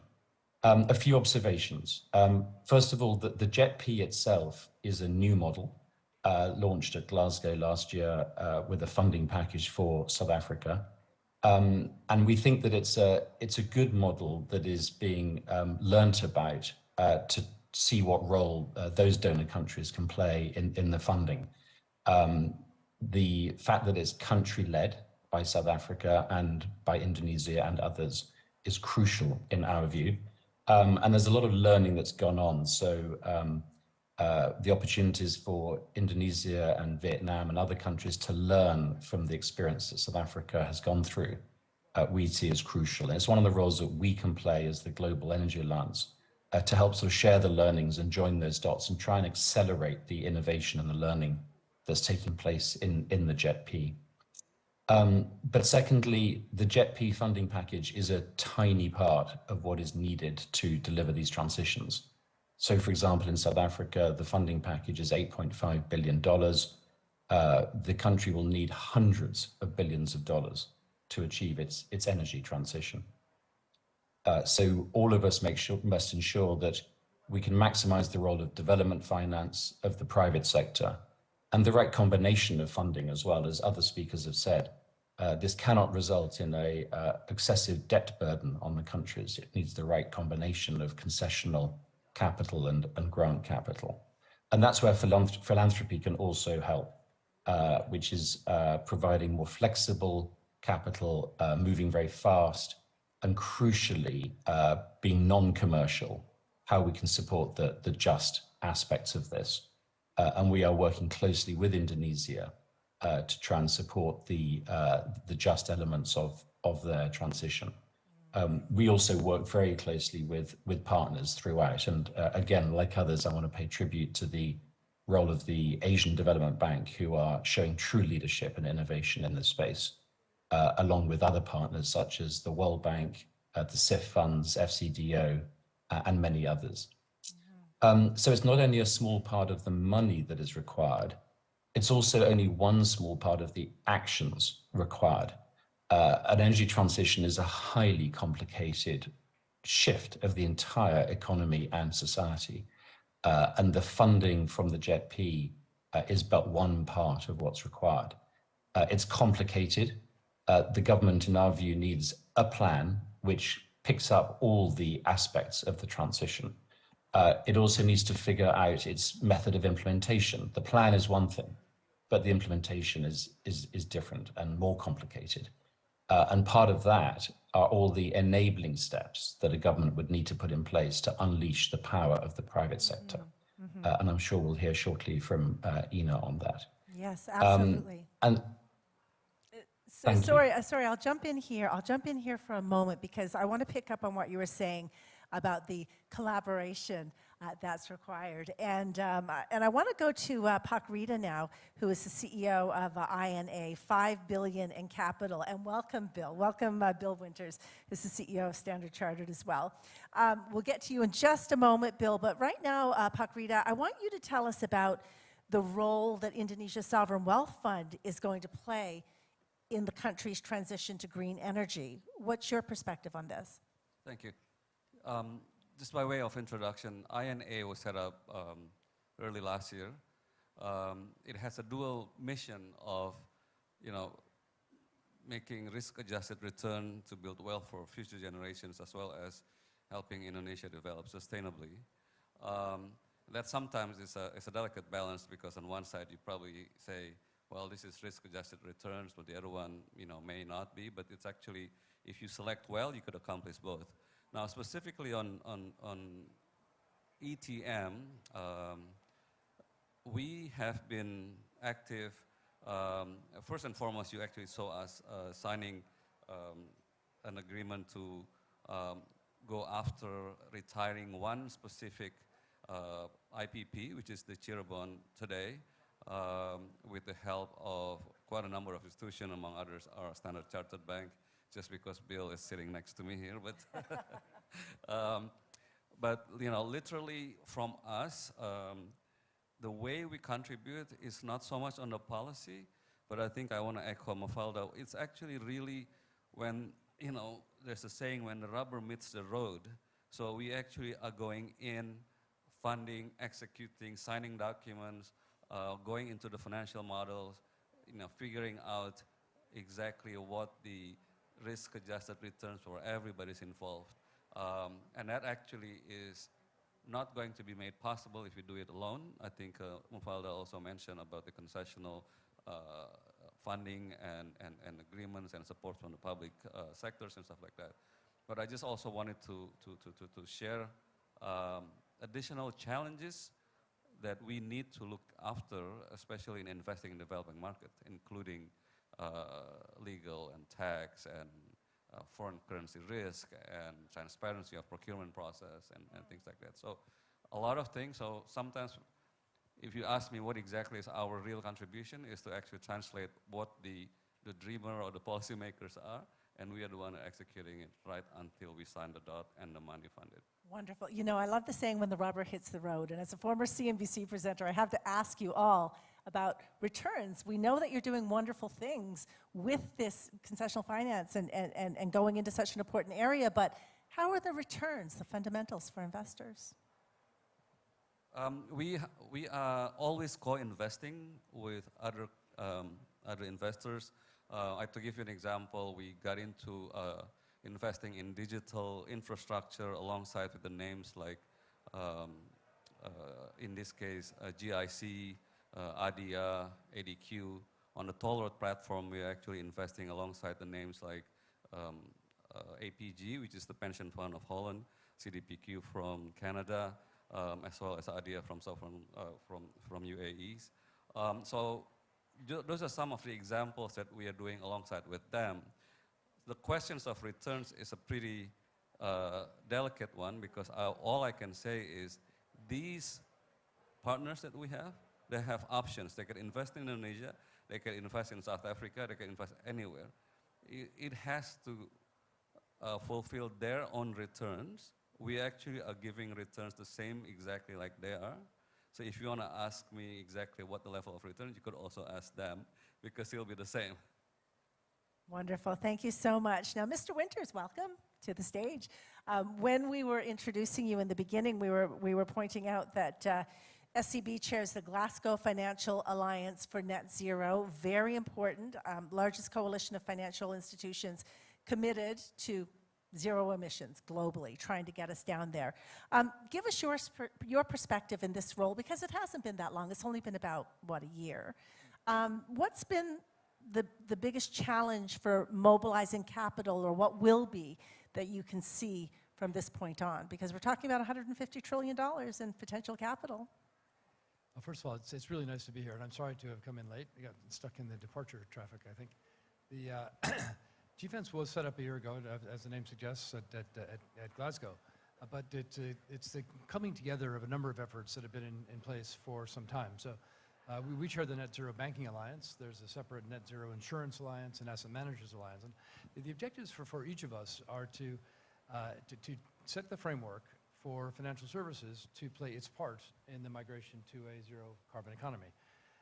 And you know, this takes many different forms. There's Standard Chartered, or any bank. The bulk of our emissions, well over 95%, come from the result of our financing activities. So we take responsibility for our clients and their emissions. Of course, if they don't reduce their emissions, we don't reduce ours. So how do we make that happen? Well, first and foremost, we have to have an agreed baseline. Where are we starting? And data has been lacking in this space. So having a basic agreement on how we define the starting point is the first place to start. And GFENS is doing a lot to obviously work with industry to understand, well, what are the emissions today, and what's a reasonable pathway, referring to the most important organizations like the Science Based Target Initiative, to define what an appropriate transition pathway is. Then we get to the hard part, and I think maybe this is your rubber hits the road question, which is paying for it, because it's great to have plans, it's great to have a good baseline, but if this requires real money, and it requires real money today, where the returns may not come for quite some time, or in terms of strict financial returns may never come. So our job is to deliver a very large carrot, which is transition financing, to offer the financial services to the customers that we're helping transition. There's also a bit of a stick, which is to be clear that for those clients of ours that are unwilling to make a serious undertaking to reduce their emissions, we just won't be able to commit our capital to them any longer. And of course, it's not just us, it's their supply chain is also pressuring them. Their stakeholders, their governments, regulators, shareholders, employees are also pressuring. But there's a carrot and stick approach. that we're taking. Thankfully, overwhelmingly, we've been able to rely on the carrot, which is we have committed to delivering over $300 billion of financing to finance a just transition. All right, wonderful. And that definitely gets us started. Yeah, and not an easy assessment process, I'm sure, when you're deciding which projects get the funding. Melfada, I'd like you to jump in here and talk a little bit about how the J, just, in this entire process, it's important. Not just important, I think it's actually critical. I think, I say this often, we have to understand that we will have to go through massive transitions across the sectors if we are to meet the climate goals. And we have to do it at a speed and at a depth that not necessarily we have experience with historically. And millions of people will be affected if we don't do anything about it. We have already seen in several countries that when governments put out reforms or fiscal measures that are actually quite closely aligned with climate goals, but that are perceived or are actually regressive from a social point of view, populations don't accept them, and that can derail progress towards the climate goals. So it's actually quite fundamental that just transition is actually at the core of these transitions. I mean, Minister of South Africa was talking about it. When we talk about coal, by the way, when we talk about just transition, it's not just the energy sector. This will be across sectors. This will apply to the land sector, agriculture, it will apply in the water sector. So it's not just an energy sector dimension. But when we talk about, for example, coal transition, and you have the example of South Africa, but India, others, that we've actually ourselves analyzed, what does this mean? You start to unpack that and you understand that we're talking about the direct jobs in the coal mines, in the coal-fired power plants. You're talking about the supply chain, the businesses in the communities that would stand to be affected. You're talking about the fiscal revenues to the local governments, which in turn finance social services that are provided to the communities. It could also mean revenues, fiscal revenues to the national governments. So there's multiple dimensions, and this is not going to happen organically. This is one thing that we have to understand. This is not going to happen organically. We actually have to be very deliberate and understand, do work to understand what are the likely costs and benefits to whom, engage the communities, the stakeholders in the processes, to better understand how best to respond to, and then put in place not just the policies and the reforms, but the actual investments.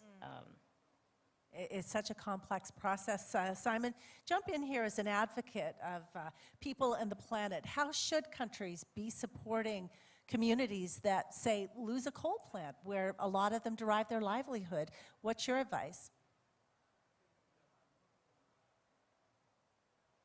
Thank you. Yes, like Mafalda, to me this is not important, this is fundamental, both morally, but also actually politically. If society is not brought along with the transition and all the implications, it will probably run out of political momentum.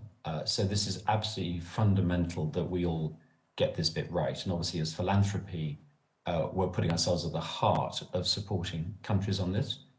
I want to emphasize this has been done before. We've all seen countries shift their economy through various different economic sector revolutions, whether it's textiles or indeed coal from my own country, what we're seeing with tech now. So it can be done, but it's complicated and one's got to be very focused on it. It needs new economic planning in energy. But we're seeing emerging evidence that economies that incorporate clean energy, it's actually more powerful and positive for economic development and jobs and livelihoods than fossil fuel energy. So clean energy, in our view, is fundamental to development, and they're one and the same thing. We're seeing the beginnings of good work on this in South Africa, a country obviously shackled with very high existing unemployment. The economic development planning in the most affected provinces of coal is taking place. They're creating new supply chains, new value chains.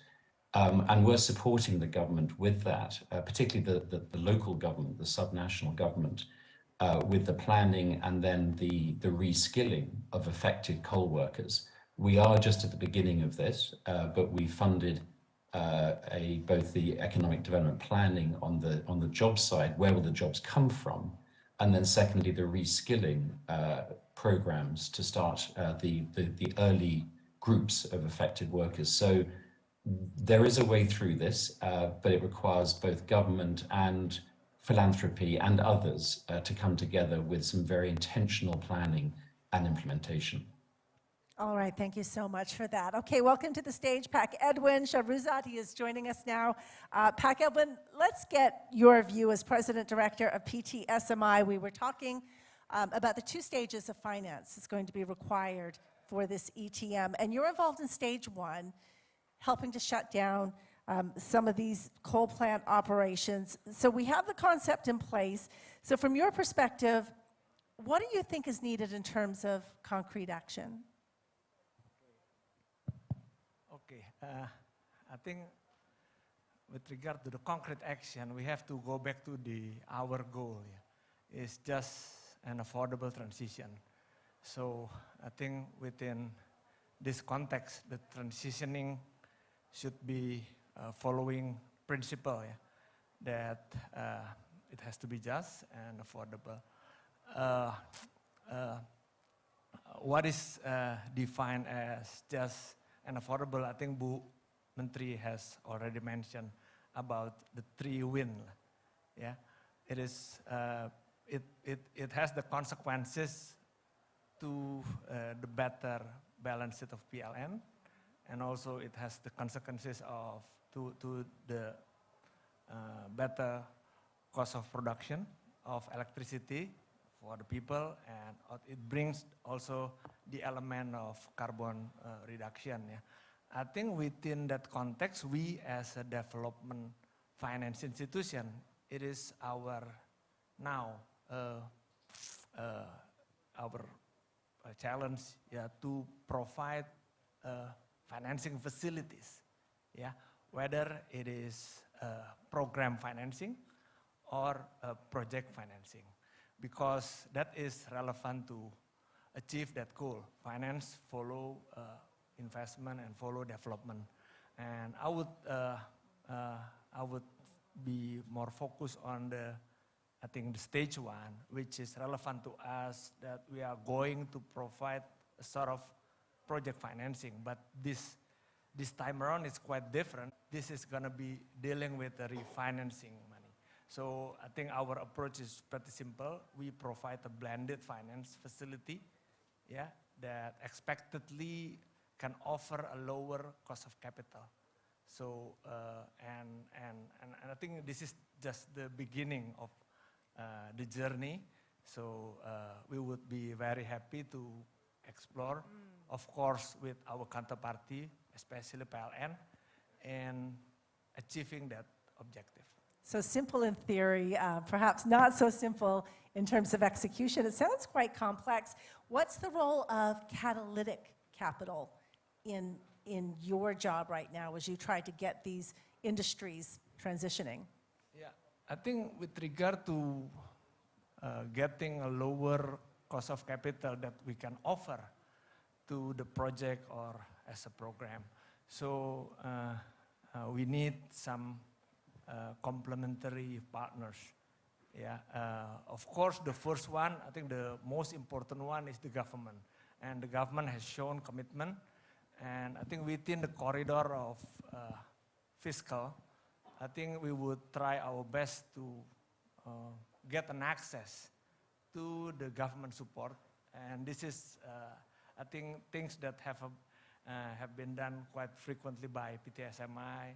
So we are confident that we can get that luxury, so we can get an access to government support, so that we can channel through or pass through to our client as a facility. That's number one. And the second one, I think we also collaborate with partners, philanthropy, knowledge partner, as well as technical assistance partner. So blending it into one. At the end of the day, it is the facility, the technicalities, yeah, the offering that is gonna, determine the success to achieve that goal. This is just the beginning of the journey. Thank you. Wonderful. I'm hearing so much about collaboration and the importance of this being a just process in terms of who gets the funding and how it's targeted. Bill, what do you need?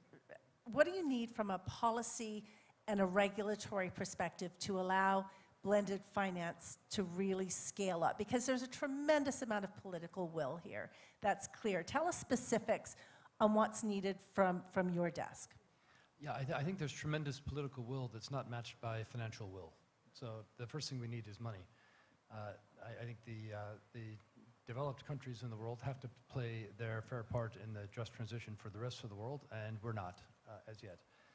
So I would significantly upfund the MDBs in the world and would change the mandate of the MDBs to provide more first loss capital rather than what they're doing today, which is providing pari passu or even senior capital relative to the private sector. The consequence of that today is that we've got a woefully inadequate amount of public funding going into the just transition. And the leverage factor, so for every $1 of money that's coming from the MDBs, we're only getting about 95 cents of money coming from the private sector. I think we should set the aspiration of increasing the amount of public sector funding by orders of magnitude, let's say 15 times, and that we should seek to leverage that public money into private money also by something like 15 times, so that $1 of a World Bank or Asia Development Bank funding would lead to $15 of private sector funding. That, of course, means a higher cost for the governments and people in the developed world, or the owners of the MDBs, the funders. But surely this problem that we're facing warrants that kind of incremental investment. So the political will is wonderful, but unfortunately, if it's not paid for with real money, political will translates into nothing. So that you asked about regulatory changes. That's a funding change. But I think the private sector is willing and able to come in if the public sector provides the catalyzing capital. Right. And Pakrita, would love you to jump in here as well. Your perspective similar to what we've been hearing Bill say?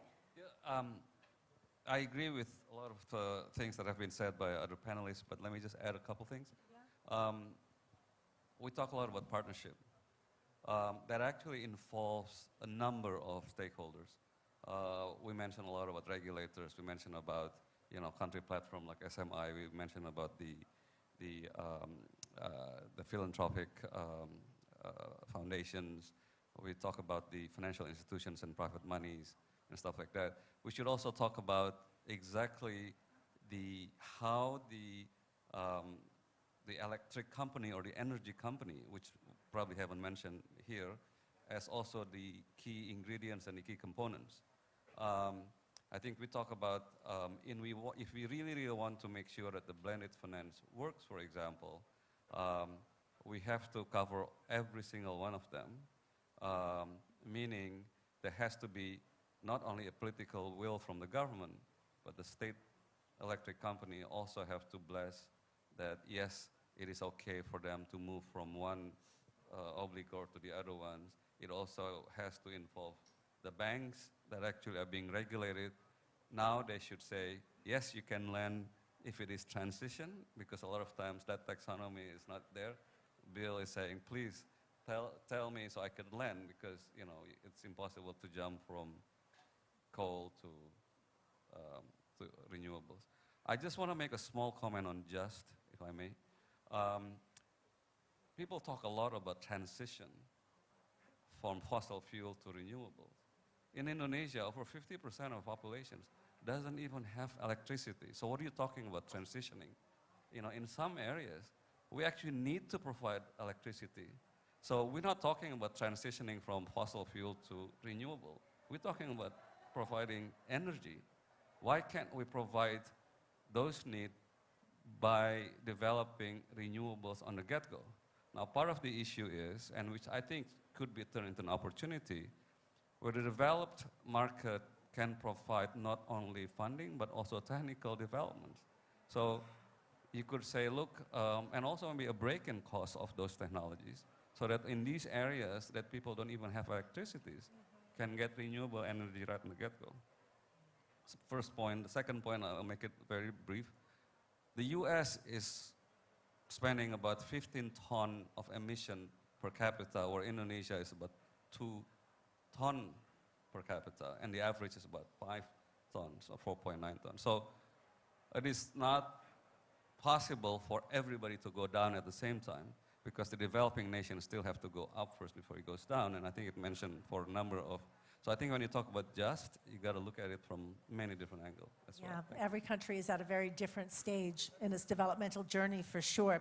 We only have a few minutes left, so I'm going to go down the panel and get each of you to leave your final thoughts on what it is that you need from your perspective to get this done, to make this ETM effective, to get the financing injected into the system that we need. Mafalda, we'll start with you.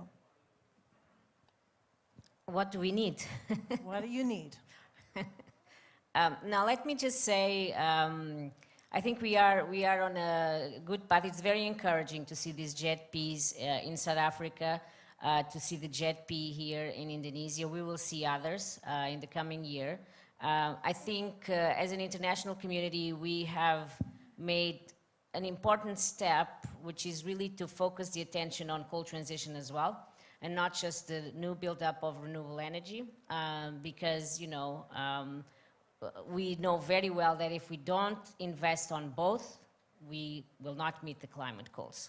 So the fact that we know as an international community, we have rallied around this. Last year at COP26, we launched our own Accelerating Coal Transition Investment Program. Asian Development Bank launched its ETM. Now we are seeing today the launch of the Indonesia ETM, to which we will be contributing, as Minister Sri Mulyani mentioned, through our partners, the Asian Development Bank and the World Bank Group. Within a year, the political declaration of South Africa was announced last year. We have been involved very closely in that process as well. And within a year, and we have been contributing as well to the Indonesia investment plan. And within 1 year, we are seeing this materialize. This is a result of strong political will from a group of countries internationally and from the governments of Indonesia, South Africa, and others. It's very encouraging. I congratulate everybody. We'll need to redouble our efforts. This is complicated. This is going to be difficult. This is the beginning of a journey that is not a 2-3 year journey. It's a medium-term journey. So I think we need to make sure we sustain this commitment politically, we sustain the commitment financially, we bring different partners together, partners that we've actually not seen engage before. It's great to see the philanthropics engage a lot more currently. So I think we need to sustain this and expand it to, you know, a few more countries that are actually quite critical for this agenda. Wonderful. Well said. Thank you. Simon, jump in here.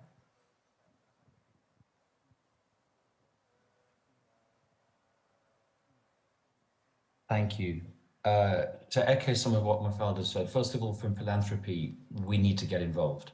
I pay tribute to our founders of GIAP, Rockefeller Foundation, IKEA Foundation, and the Bezos Earth Fund, who stood up to be counted, to put a lot of money into this, and to show leadership with sort of innovation. So we need more philanthropic capital and focus in this space. Only some 2% of philanthropy goes into the climate agenda, which we think is too low given the existential crisis we face. And then secondly, to Mafalda's point, we need to create the capacity that this endures and is sustainable. So a lot of where philanthropy can help is quick capacity building for governments to be able to address the transition. And also to experiment with new models. We're supporting Indonesia with carbon credit methodology, including actually with Standard Chartered, trying to figure out amongst a whole group of us Is there a carbon credit methodology to assist with the transaction of accelerated decommissioning? We must also make sure we fix the just part of this. And I want to echo what Rita said about actually energy access as well, which is a big part of what GAP focuses on. For those who don't currently have access or it's unaffordable, that has also got to be addressed during this process, as well as the decarbonisation. And lastly, to echo the point that this is a long-term requirement. This is decades worth of work. And again, as philanthropy, we stand committed with Indonesia and all governments for the very long, sustained work this is going to take. Wonderful. Thank you, Simon. Bill.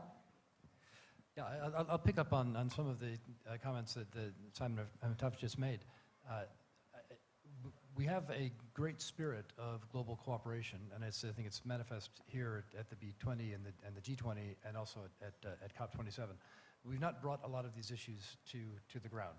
And when I pick up on Simon's point about carbon markets, for example, I think this is a wonderful tool to have in the toolkit that can allow eventually tens or hundreds of billions of dollars to flow to typically developing economies who are able to have the most impact on the reduction of carbon in the environment. But the requirements are for an element of global consistency and coordination, which needs to start at the government level, but then of course needs to be supported by the various private sector initiatives, of which Standard Chartered has been a very integral part, to develop standards and to build confidence that these carbon credits that will be the vehicles for transmission of this money are of high quality and can generate high confidence. And that, so much of this devil is in the details, to actually bring this down to the ground, to take good ideas, goodwill, sometimes matched by good money, and turn it into actionable undertakings. So when I look at the Indonesia JETP with this very substantial focus on using offsets to fund the decommission of coal-fired power plants, for example, I think this is a wonderful mechanism. But the details have to be sorted out, and there needs to be international clarity on how these credits are originated, how they're traded, so that they can be properly valued. Otherwise, the money won't move. But this can happen. Okay, thank you so much for that, Bill. Rita, weigh in, CEO of INA. What do you need to see happen here as we move forward? Yesterday, I reflected upon our journey in looking at some of the things that we do, which I think is also applicable here on this ETM context. As I was looking at my notes, I was very happy that many of the points I'm about to mention has been mentioned. So I don't have too many to ask, to add, but first point is collaborate, partner, cooperate, co-invest, and work together. All stakeholders have to do that, and more. I think it's very encouraging that people are now talking about the same thing, same context, same language, because it is a crisis for humankind when the climate is changing. My point number 2 has been mentioned too, which is the devil is on the details, and I think that there is no replacement for that. Number 3 is long term. I think it's mentioned by a number of panelists as well. What I think I wanted to add is, it is the economy, stupid. It actually has huge amount of impact to everyone, economically speaking. And last one is just to maintain a bias for action. So not much to add, but that's it. Wonderful, reiterating, and these are important points that you're making as well. And Pak Edwin, we'll give the final word to you. You are at the forefront of this financing effort. What's in front of you? Fill us in. I think all the message has been addressed by other panelists. I would like to add perhaps the much big picture about the transitioning the economy itself, because, like, for example, electricity represents 1% of the GDP, but it has forward linkage and backward linkage as well. So I think on the other side, we have the public finance facility that would definitely dealing with managing or transitioning the economy, especially the coal-related region. So I think this is our next agenda going forward. I think PTSMI as a young institution, young development institution, is very, very passionate to tackle developmental issues like this. Wonderful. Well, thanks to all of you for your expertise and your insight. And thanks for the important work that you're doing as we embark on this journey together. Thank you. Let's give them a big round of applause. Thank you very much, Lisa. And to our speakers for this second panel discussion, we will have photo session together. So to all speakers and our moderator, please moving forward to the center of stage.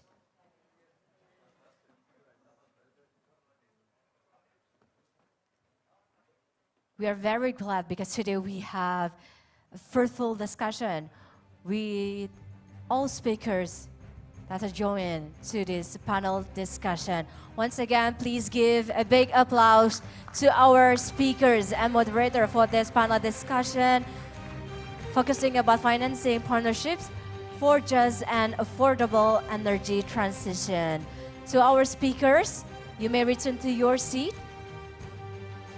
Meanwhile, our moderator, Ms. Lisa, is still on stage because we'll be continuing to our next panel discussion about transaction leading the shift from coal to clean energy. Lisa? Thank you, Tiffany. Okay, let's move on to our third and final panel discussion today. As Tiffany just mentioned, we're going to be talking about the transactions that have to take place now. We've talked about the financing, we've talked about the government level, and let's find out what exactly this is going to look like on the ground as Indonesia's ETM is executed. Please welcome to the stage our panelists today. We have Pak Fabrio Cacharibo. Pak Fabrio is the head of the Fiscal Policy Agency of Indonesia's Ministry of Finance, and he has a reputation for being a passionate advocate of the environment and sustainable energy. We have Pak Pahala Nugraha Mansuri. Pak Pahala is the Vice Minister of the Ministry of State-Owned Enterprises, so an important role to play for sure. Extensive experience running SOEs and has held leadership roles at Pertamina, Garuda, and Bank Mandiri as well. So lots of experience up here so far on the stage. We have Pak Darmawan Prasojo, Pak Darmo as I like to call him. He's my buddy sitting down there. He did his postdoctorate in climate change, and one of his friends in the program called him Darth Vader for switching over into the energy side, and he's going to explain that in just a little bit. He is the president director of PTPLN, a state-owned electric company, and also an energy economist, and he's going to give us his view from the ground. And last but not least, we have Ahmed Saeed, the vice president of operations at the Asian Development Bank. Familiar face to many of you, the ADB, of course, providing much of the thought leadership and research that made this ETM today possible. So welcome to all of you. It's fantastic to have you here up on the stage with us as we wrap up this event. So Pak Fabrio, let's start with you and just give us the view from your desk. What are the challenges for policymakers in developing countries on doing this type of energy transition? It's a huge project. The challenge is to get the traction because this is a new development, new initiative for a lot of people. So the challenge is how the government actually built consensus through building a consistent narratives and implement it and shown in regulatory work.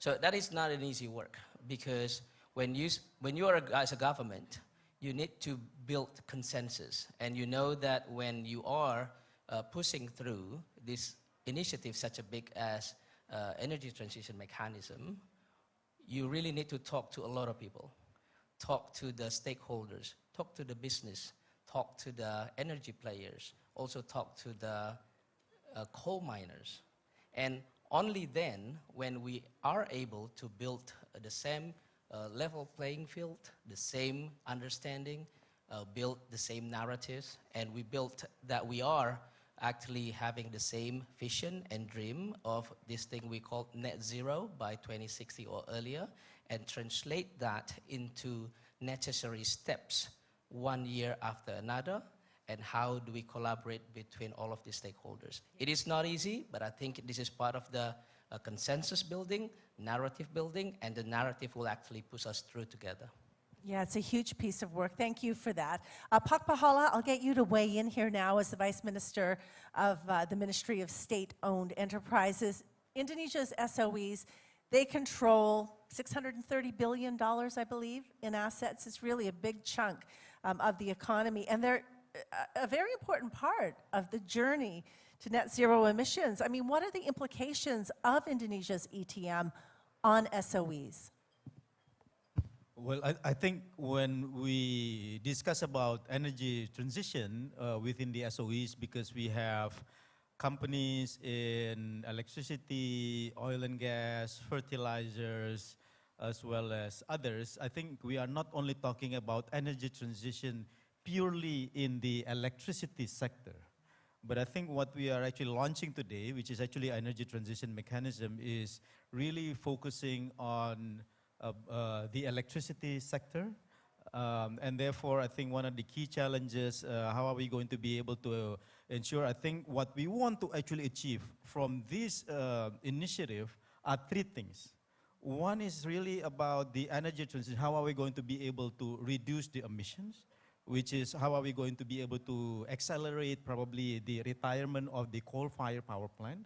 I think the second thing is about the continue to actually do it with the mindset of how are we going to be able to create better value for PLN, as well as create better balance sheet. That is why one of the initiatives that we have actually been pushing within the Ministry of SOEs is how are we going to be able to push forward the spin-off. As you know, right now, PLN has many of the coal-fired power plant, which is actually within their balance sheet. And therefore, what we believe through the spin-off initiative, we are going to be able to not only accelerate the retirement of the coal-fired power plant, but also at the same time to be able to spin off so that the balance sheet of PLN is actually going to continue to actually improve, to be able to have lower debt, to make sure that they are going to be able to continue on this journey of the energy, a better renewable energy. Because to be able to push for that, they will also require a lot of capital. I think the third is about how are they going to be able to make sure that, as Fabio mentioned just now, is really about how are we going to be able to do it together with the other stakeholders. Ministry of SOE, Ministry of Finance, Ministry of ESDM, and in particular also the stakeholders within PLN itself. Yeah, not an easy process for sure. Now, Pak Dharma, would love you to weigh in and give us your view on what this looks like from PLN's perspective. But tell us about the Darth Vader comment that your friend made to you, talking about your foray into coal and energy. Well, I used to work at the environment for the environment, and now I'm all of a sudden becoming the CEO of PLN and own and operated among the largest coal in the entire world. So I feel, becoming like the Darth Vader. But I'm trying to redeem myself to become a Luke Skywalker, just so. Well, the Earth is warming, and we need to face this challenge, and we need to make sure that the future of the next generation should be better than ours. How are we going to do it? By reducing CO2 emission. And I'm here to announce that PLN is fully committed exactly to do so. We're doing this not only because of international agreement, not only because of policy, but we're doing it because we do really care. So now, how are we going to walk the talk? Last year, during the planning of the design of the national electricity planning, we already removed 13 gigawatt of coal in the planning phase.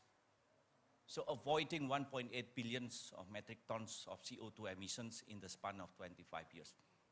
Is it enough? No, it's not enough. So we remove also 1.1 gigawatt of coal and replacing it with renewable energy running as a baseload. 880 megawatt of coal being replaced by natural gas, reducing emission by half. So we also developed the most aggressive renewable energy development in the history of PLN and also Indonesia. 51% of additional capacity is coming from renewable energy. That means 20.9 gigawatt of additional capacities coming from renewable energy. But you know, there is a difference between compliance and convictions. By today, even we are able to reduce 35 million metric tons of CO2 emission compared to business as usual, and the NDC by 2030 is going to be delivered without doing much effort, because all of these aggressive effort that taking place today. But when we're talking about convictions, it's not enough. So in that regard, under the leadership of the state-owned enterprise, the Ministry of Finance, Minister of Mineral Energy and Mineral Resources, also the Coordinating Maritime of Investment, and also under the leadership of President Jokowi, we need to do more.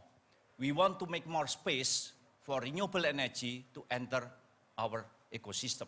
And how we going to do it? By early retiring of coal-fired power plants. What is the challenge? The challenge is, first, how are we going to be able to shift the fragmented communities strategy to become unified effort. And also second is how are we going to provide a platform that going to give the certainty of policy, certainty of investment, to de-risk that kind of investment in such a way we are able to build ecosystem that conducive for this kind of green financing. And that's when the real complexity of the challenge arise. So under the leadership of this today, of Minister Sri Mulyani, and also the state-owned enterprise, the Minister of Energy and Mineral Resources, we built the energy transition mechanisms country platform, shifting from fragmented to become unified. Right. Uncertain to become certain. In such a way, we are able to translate all of this vision to become effective operation on the ground. Thank you. Wonderful insight. And you are at the helm of this transformation in Indonesia. So we want to hear more about those challenges in just a little bit. But Ahmed, I want to get to you. We've worked together over the years and at different points. And I know that energy, it's always been a priority for the ADB. But am I right in saying there's more urgency now? I'm sensing more urgency.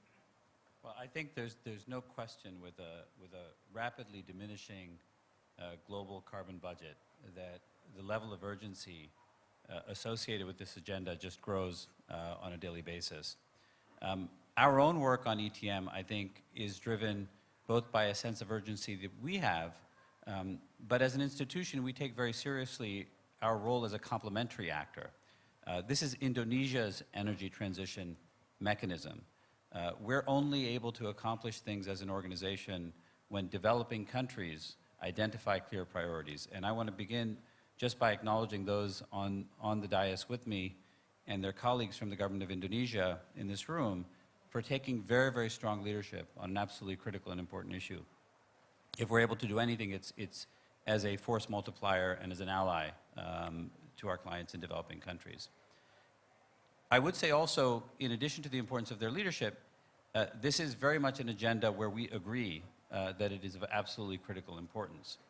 I think we're going to find, as we move forward very quickly, that many agendas begin to merge with the decarbonization agenda. Our work at ADB is development. In the years to come, decarbonization is going to be development, and development is going to be decarbonization, both in the sense of promise as well as in the sense of peril. In the sense of peril, it's the most vulnerable countries and people who are the most exposed. In the sense of promise, trillions of dollars of capital are going to flow, massive new industries are going to be created, developing countries have an opportunity to ride this wave moving forward. The challenge of accelerating the decommissioning of coal-fired power assets, especially in Southeast Asia, is absolutely central to this entire exercise. There is no in with the new until there's an out with the old. But the out with the old has to be done in a responsible fashion. And I think that's one of the things that we like about this structure. It is designed for the country context, it's voluntary, it's scalable, it's market-based, it's a real example of blended finance, something that people are talking about. And I know Pagdarmo, Darth Vader started good and he ends good. In the middle, the story gets a little bit complicated, but he's got to balance a lot of interests. And one of the challenges for those responsible for energy is they have to increase access, they have to provide security, and they have to do this transition. That's hard, but one of the things that's sort of designed into this platform is a pathway and the ability to see what's going to happen over a 10, 12, 15-year period so that that transition can be planned in a responsible way consistent with the country's development objectives. Okay, Pak Darmo, do you want to jump in here and tell us, do you feel like you are entering the most complex part of your journey? Well, this is becoming a very complex problem. At school, we study about the economic modeling. And here in the economic modeling is certainly like, it's becoming a multiple conflicting goals. But we need to solve it inside. Pak Pahala here already mentioned like how about to make the finance health of PLN is better in the same time as reducing the cost of electricity, in the same time as retiring of coal, in the same time as adding more renewable energy, but in the same time also building national capacities, creating more jobs, giving prosperity to the people, accelerating growth, all into one model. So, but I'm very lucky here, surrounded by very smart people. I talk to Pak Fabio a lot, I talk to Pak Edwin a lot, and then they're very, very loud and clear and very mathematical, how much? How much does it cost? If we invest this, what is the cost of fund? If we reduce the cost of fund at certain amount, how much time we are able to expedite? Okay, we compute using the Excel. Click, click, click, click, click, click, and come up with the numbers. Oh, we are able to expedite 10 years. At what cost? And, which is like, I need to report to my mother, the Minister of Finance. How much does it cost per ton of CO2? And how much does it cost, giving the fiscal burden to the state budget? So the discussion is really operational. And how are you going to maintain the energy security for the Indonesia? Are you able to reduce costs? How is going to affect the financial health of PLN? How this one is going to create more jobs, etc., etc. So the discussion is really at the operational level, and then we are able to come up with the global strategy and how we're going to move forward. So this is really a discussion at the operational first, and then we're going to design the strategy at later stage. So the discussion is very lengthy. We had so many meetings. I think every single week we had, repeat meetings. And one thing is this: when it is a complex problem and we are start getting the hang of it and start understanding it, and are able to comprehend, to come up with some kind of a global strategy to move forward, it's really giving us some kind of satisfaction, deep in our heart. Absolutely complex. And as the minister was saying this morning, it's a balance between pragmatism and commitment. It's not an easy thing to pull off. I'd like Pak Fabrio and Pak Pahala to weigh in now about your tricky area that lies in front of you. Everyone has a view from their desk. Everyone knows what their challenges are going to be. What do you see in your respective offices? Well, I think for us within the Ministry of SOE, we are basically the shareholder of PLN. So obviously the intention and the mindset that we actually have is how are we going to be able to continue to do this, whilst at the same time, as we actually mentioned just now, to make sure that the financial viability of PLN will continue to be very, very positive. That is actually one thing. The other thing, as the Ministry of SOE, obviously we are actually part of the government. And right now, the energy sector is one of the sectors with the highest subsidy, including that in the electricity sector. So how are we going to be able to do this transaction without actually burdening additional cost to the government? Because even at this point, it is actually already very costly, even though that maybe electricity is only 1/5 of the 600 trillion rupiah, $40 billion of money that we are actually spending on subsidizing and giving compensation to the energy sector. So that is actually the second thing. The third, again, I came from a banking background. There is an obvious reason why the two vice ministers within the Ministry of SOEs are ex-bankers. Because at the end of the day, everything comes with the money. who actually pays for it? How are we going to be able to find the financing for it? And so therefore, I think the third thing, and we are actually happy that the country platform is actually being launched today, because at the end of the day, who bears the cost? And what is actually going to be able to allow this financing? Including that, because right now, I don't know whether the discussion is, but whether the financing that is actually included in the ETM is already considered as the green financing taxonomy. Because when we talk to the fellow state banks, they are actually very excited about it. But at the same time, they said, oh, if I'm actually going to finance this transaction, is this actually going to be part of the green financing? Because right now, my portfolio, my boss was actually telling me I should not actually be lending more exposure to the coal-fired power plant. And if this is actually not considered, even though that it is very clear that the impact on the reduction emission is very clear. You know, one of the coal-fired power plant that we are actually, two of the coal-fired power plants that we're talking about will contribute to about 9 million tons of CO2 emission, and by shortening it by about 10 years, that translates into a real 90 million tons reduction of CO2 for the next 10 years. But they're saying, hey, is this going to be considered as green financing? If not, then my boss will actually go to the boss, and say that, hey, you will not be able to finance this. Not an easy balancing act, for sure. Pak Fabrio, weigh in for us what your challenges are. Well, I think it is, I would like to allude to the fact that this all requires all detailed work. And I can see all of the faces in this room who are actually been part of this effort together. So we are trying to marry between the ideal, the long-term goal, the vision of sovereign, with a lot of countries already mentioning about the commitment through Paris Agreement, and after that, net zero emission. These are all long-term and top-down approach.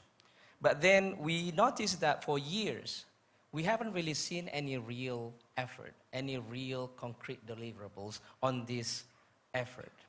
So we talk to ourselves, and we talk among ourselves, we say, what does it take really to reduce 1 ton of emission from coal-fired power plants? And we go into the detail like Pak Darmo mentioned.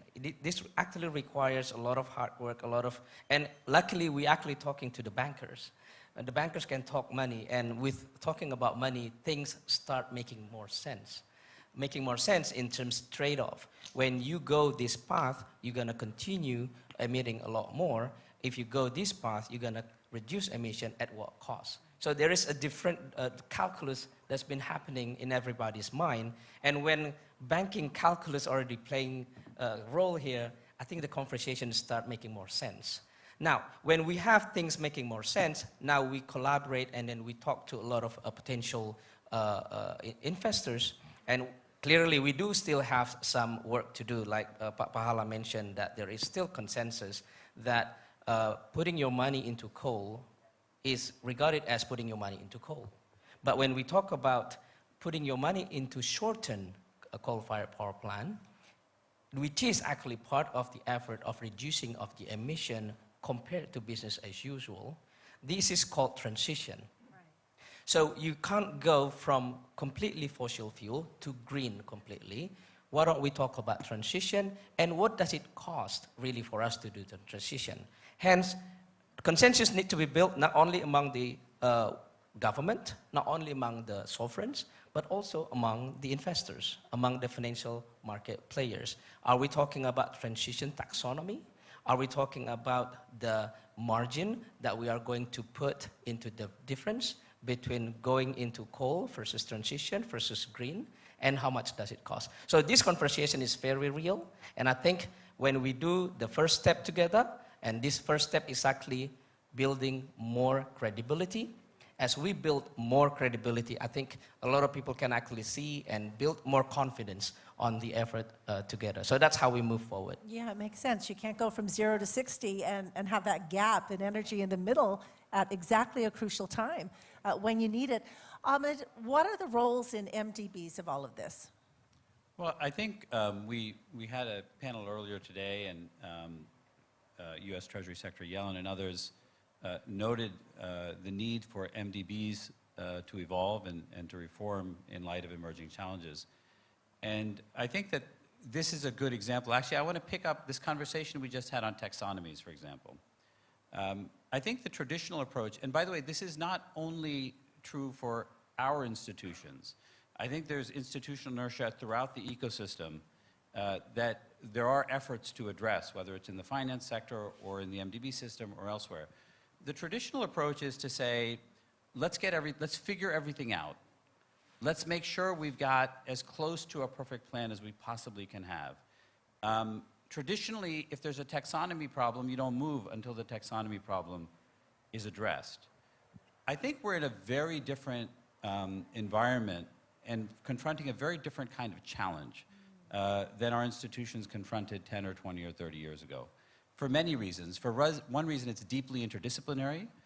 For another, it will impose itself on us if we don't act. And that then means that our own approach has to be different. And I think this is reflected in how ADB approached ETM. We went and we said, what's a big problem? Well, coal-fired power is a big problem.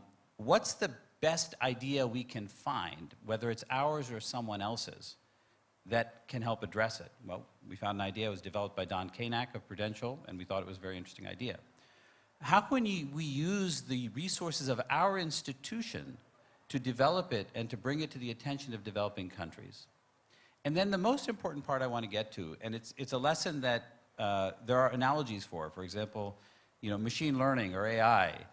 You don't come up with the right answer when you're going to deal with a highly complex environment where you have to solve more equations than you control variables. You come up with your best proxy, and then you test it.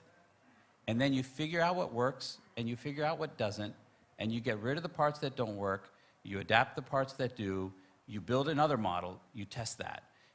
And we're not used to, in our organizations, rapidly cycling through different theories. We like to get it right. But I think we've already seen in this ETM journey, a year ago, when Ibu Sri Mulyani and Janet Yellen and President Massa announced this, we were thinking about a certain model that was an acquire and retire. We learned very quickly that a refinance and accelerate may be a better fit. And so I think that this journey that we're going through at ADB, together with the Government of Indonesia and others, to develop a mechanism for accelerated coal transition also holds a number of broader lessons about how we approach complex problems and energy transition problems generally. And I think one of the things we should be doing as we go through this is reflect on what those are and how we can replicate those efforts in other areas. And then a last point, Pak Febrio began by talking about the importance of consensus. Another key element of this process, I think, is you've got to know what the noise is and what the signal is, and focus on the signal, ignore the noise. Consensus will emerge over time by doing the right thing. You'll almost never have consensus at the beginning. And so you've just got to be ready for a bit of a bumpy ride. And that's okay, as long as you have conviction in terms of what you're doing. So it's like driving a car at night. You can't see your destination. You just need to be able to see the road in front of you with the headlights. And ideally, a Tesla auto drive doesn't hurt either. Okay, Pak Darmo, jump in here and tell us, let's talk about energy demand, because we were just chatting a little bit. Pak Fabrio was saying, you can't just go from 0 to 60. You can't just do a complete transition. It has to be a transition, a gradual process. And Asia, energy demand in Asia is expected to double by 2030. Realistically, can we meet that demand while undergoing a transition like this? Well, today, the demand of electricity is roughly 300 terawatt-hour today. Moving forward to 2060, assuming the consumption right now is roughly 5% increase year by year, it's going to increase from 300 terawatt-hour to become 2,000 terawatt-hour by 2060. We already compute how much additional capital investment to fulfill that kind of demand. It's roughly additional 250 gigawatt of additional capacity, smart grid transmission, distribution, control systems, smart meter, the state-of-the-art of technology, it require additional 1,000 billion US dollars from starting today until 2060. The question is this: 1,000 billion US dollars is totally different when we building coal. CapEx is medium, but there is OpEx, fuel costs, along the way as we run those coal-fired power plants. With the renewable energy, high CapEx, low OpEx. How about if this 1,000 billion US dollars, we becoming only the market of the end product of renewable energy product coming from another countries? When we're talking about GDP, gross domestic product, aggregate product and services produced within the boundary of the country, the computation of GDP, if there is import is minus, if there is export is plus. Meaning if we becoming the market of the product of renewable energy product, meaning the growth is going to be in the producing countries. The additional jobs is in the producing countries. The prosperity is in the producing country. We're going to become only the market. Now we need to shift how in the transition of energy we're going to be able to build the national capacities. We build the technical skill, we build the know-how in such a way that Indonesia is going to be able to align, as Minister Sri Mulyani already conveyed, aligning between economic growth and also environmental sustainability, in which in the transition of energy, we're going to be able to accelerate growth, to create more jobs, to give prosperity to the people, and also in the harnessing of this development of renewable energy, we are able to be the subject, not only the object. So this is a complex task. This is going to go beyond the finance. It's going to go beyond the state-owned enterprise. This is going to be how the nation is going to react this global climate change. Treating that global climate change is not only as environmental problem, but as an opportunity to expedite growth and then to become and play to active role in such a way that we are aligning environmental sustainability and also national development. Thank you. It's a huge mission, an important one.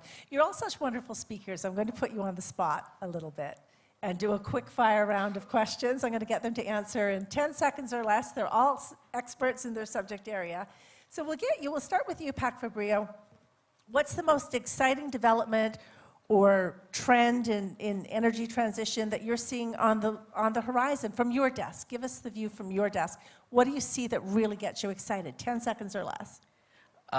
Electricity and also electric cars and electric motorcycles. Fantastic. Pak Pahala. I think blended financing. Second is EV ecosystem. I think building EV ecosystem will be something that Indonesia will start to actually need to be more focused on. So those end users are important. Pak Dermo. Shifting from fragmented strategy to become unified strategy, and also how we're going to be able to build the national capacity in such a way Indonesia can take the leadership of this transition of energy. Thank you. Fantastic. Ahmed. I think it's important for us to always remember at the heart of this process is technology. 4 technologies, 4 prices. The cost of renewable energy, the cost of long duration storage, the cost of molecules of hydrogen, and the cost of carbon capture. We need 3 of those to drive the transition and to have a net zero world, one that's NPV positive relative to the one that we're in today. I think all of that's going to happen, and that's going to make this process win-win, and it's going to make it doable in a way and a timetable, I think that is consistent with energy goals. And it is also going to be a driver, and I think what Pak Dharma was talking about is so important. It is going to drive development progress. And countries that understand that and ride that wave will be the beneficiaries. That was more than 10 seconds, wasn't it? Okay, next question, 10 seconds or less. Wonderful answer, Ahmed, thank you. Do we have enough time, in each of your opinions, to get emissions under control?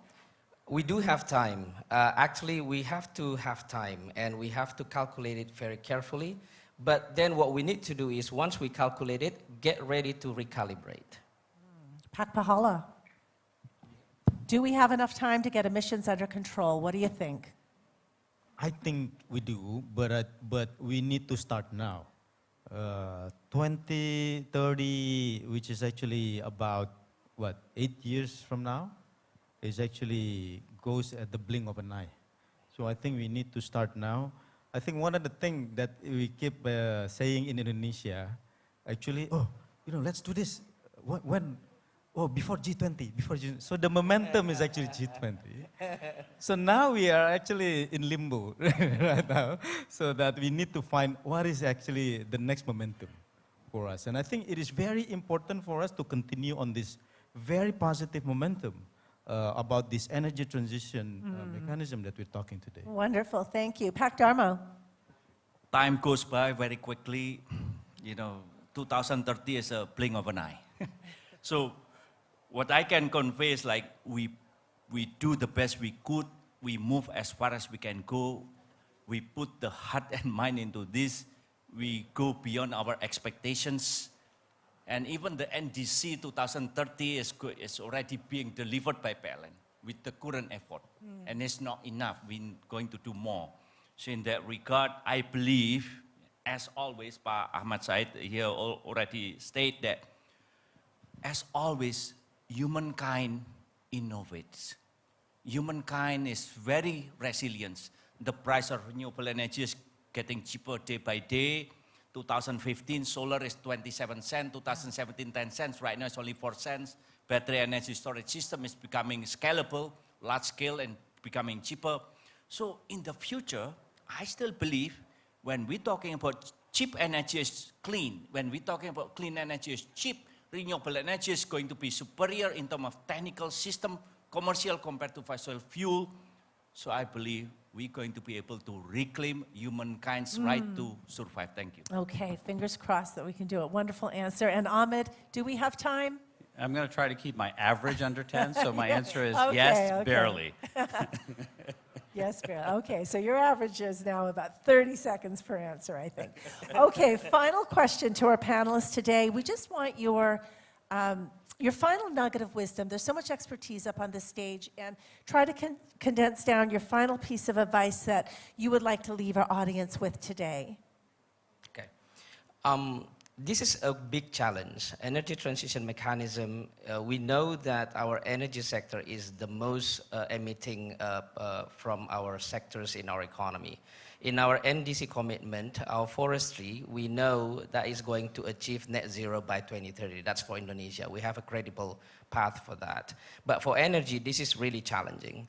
But the thing is, when we talk about consensus, when we talk about trying to move first, second step forward, and then ready to calibrate, and be brave enough to try, be brave enough to build consensus and build the blended finance, blended effort, I think we do have hope. We do have clear path, and this is now I think no longer only about challenge. This is now actually a big opportunity.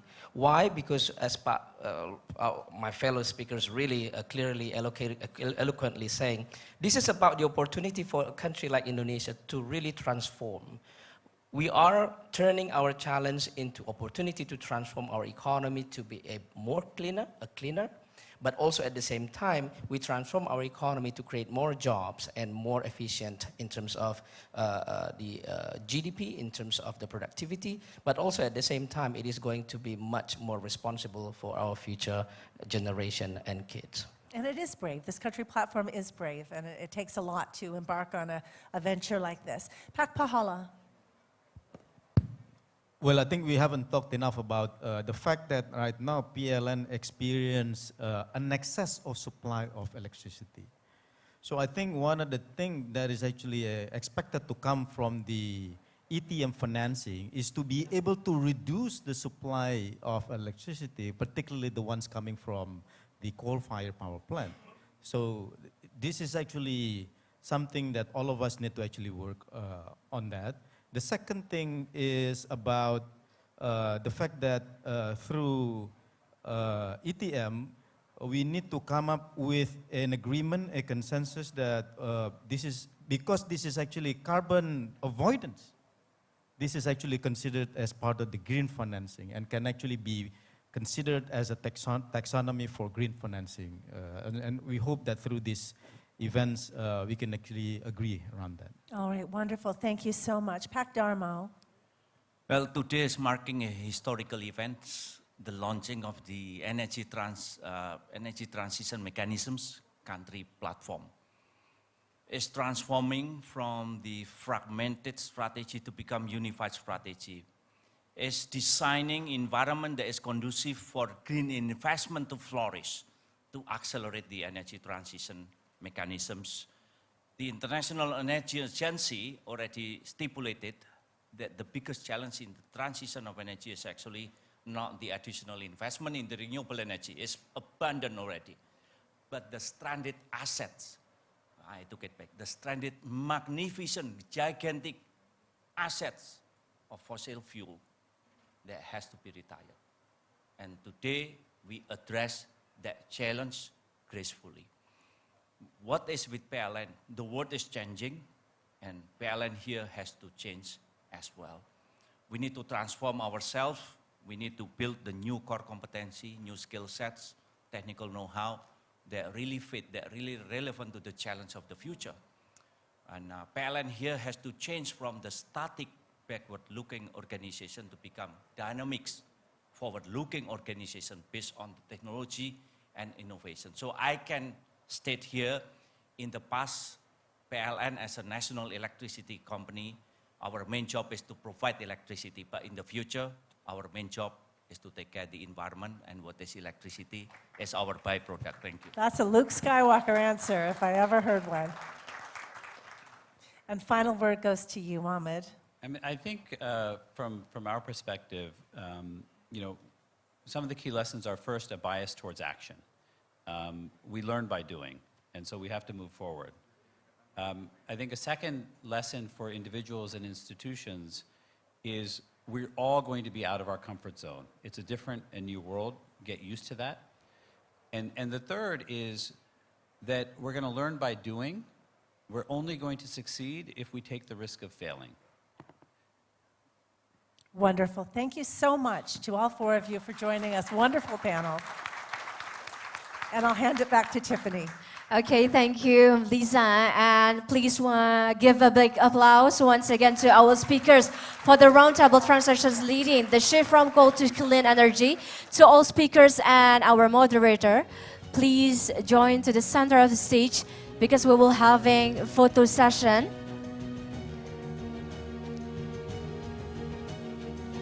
Ladies and gentlemen, that concludes our roundtable session, speaking about transactions leading the shift from coal to clean energy today.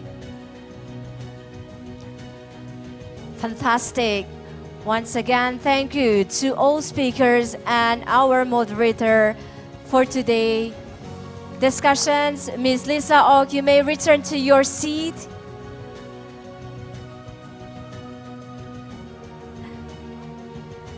Ladies and gentlemen, today we have a lot of special program since the MMU signing ceremony, followed by high-level discussions, and followed by another panel discussion today.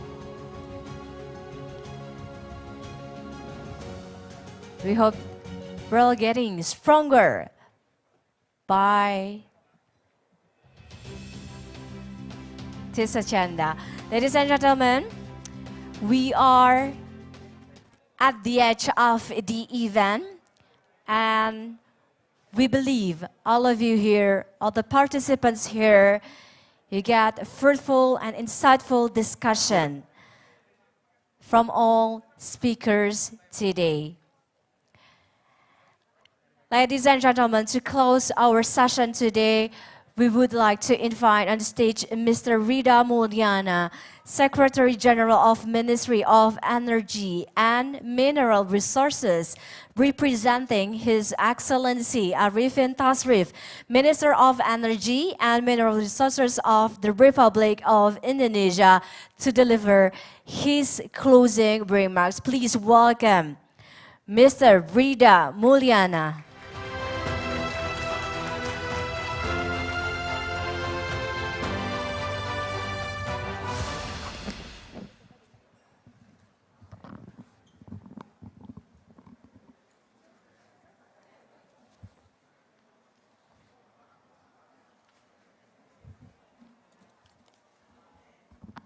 Bismillahirrahmanirrahim.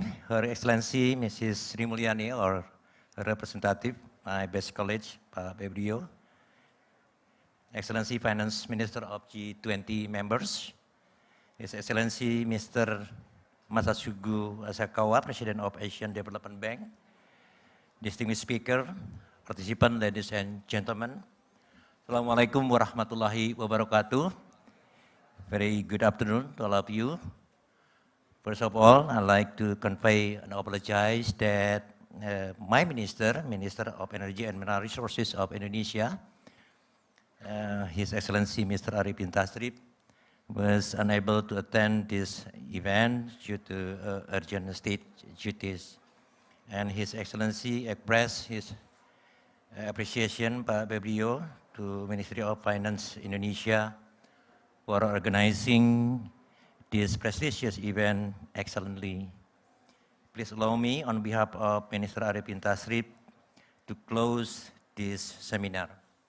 Excellencies, honorable guests, distinguished speaker, participants, ladies and gentlemen, in today's high-level seminar, we have been observing the various approach piloted in Indonesia in financing energy transition, particularly in shifting from coal to clean energy, and financing partnership for just and affordable energy transition.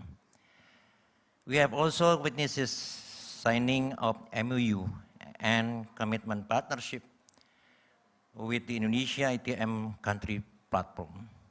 These achievements show that all parties has put their best effort to support energy transition in achieving net zero emission. As we continue to progress toward net zero emission target, it is essential to catalyze sustainable investment at scale for cleaner energy mix to assure the viability of clean energy project and using policy tool to create better environment for investment. I would like to reiterate once again that Indonesia commit in achieving the net zero emission target by 2060 or sooner. To contribute more to global emission reduction, Indonesia has submitted what we call the enhanced nationally determined contribution by increasing emission reduction target from 29% or equivalent to 835 million tons of CO2 to 32% or equivalent to 912 million tons of CO2 in 2030. Energy sector contribution is also increased from 314 million tons of CO2 to 358 million tons of CO2. Several renewable and low carbon energies to be developed to reach both enhanced NDC and net zero emission target include, number one, the use of natural gas for bridging the transition to renewable, particularly in addressing intermittency for variable renewable energy power generation and conversion from diesel power plant to gas. The second is implementing biomass co-firing for coal-fired power plant. The third, we are going to implement early retirement coal-fired power plant for at least 33 units of coal power plant with a total capacity of 16.8 gigawatt.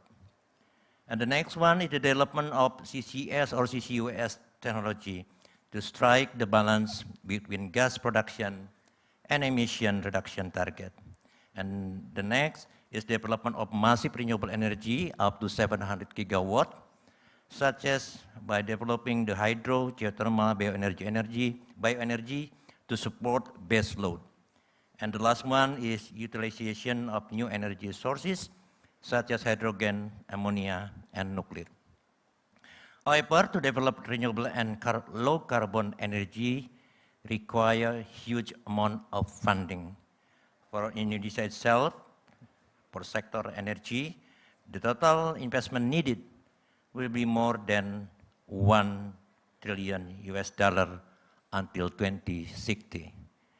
to meet the funding need of this site, we do realize we would not be able to do it by ourselves. The private sector has a critical role in generating additional finance toward clean energy. The improvement of the business entities is highly demanded, particularly in the development of renewable energy power plant. I hope we could enhance collaboration to take further action among institutional investors, multilateral development bank, other financing institutions, industries, and policymakers to identify innovative financing options and to promote compatible approach to green finance. Thank you. Thank you, Mr. Vida Mulyana, for your remarkable remarks. You may return to your seat. Thank you once again. Distinguished guests, ladies and gentlemen, that concludes our event today. And marking Journey as the Indonesia Energy Transition Mechanism Country Platform Manager, once again, thank you very much for your attendance. Recover together, recover stronger.